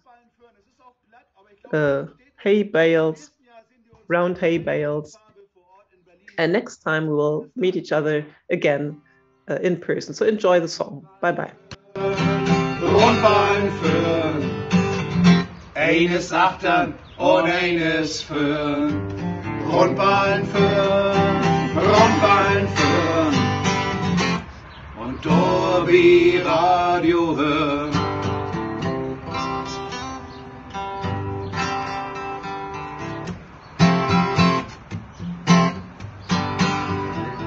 Wenn ich nicht weet, wohin mit mir. Rundbein führen, das ist für mich als Therapie. Rundbein führen, ich muss nicht denken, muss bloß lenken. Rundbein führen und mich nicht in Gruben versenken. Rundbein führen, Rundbein führen, Rundbein führen. Eines achtern und eines führen. Rundbein führen, Rundbein führen. Und Dorbi Radio hören.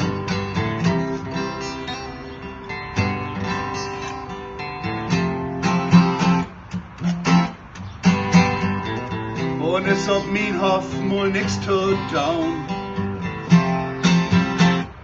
Rundbein führen, kann ich noch einer Lüge Rundbein klauen.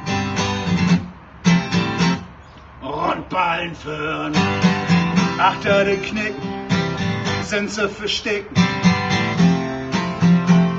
Rundbein führen, nur sind sie weg und alles mein Verbrechen. Rundbein führen, Rundbein führen, Rundbein führen. Eines achtern und eines führen. Rundbein führen, Rundbein führen. Und Dorbi Radio hören.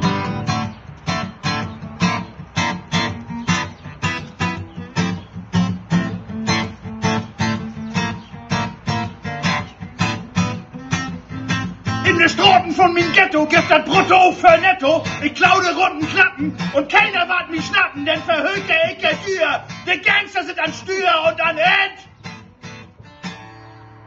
Köbigen nieden Fend. Rundballen für, Rundballen für. Eines achtern und eines für. Rundballen für, Rundballen für. Dorbi Radio hören. Suppentalk, macht's gut. Vielen Dank, bis zum nächsten Mal. Wir sehen uns in Berlin. Tschüss. Tschüss, tschüss, tschüss.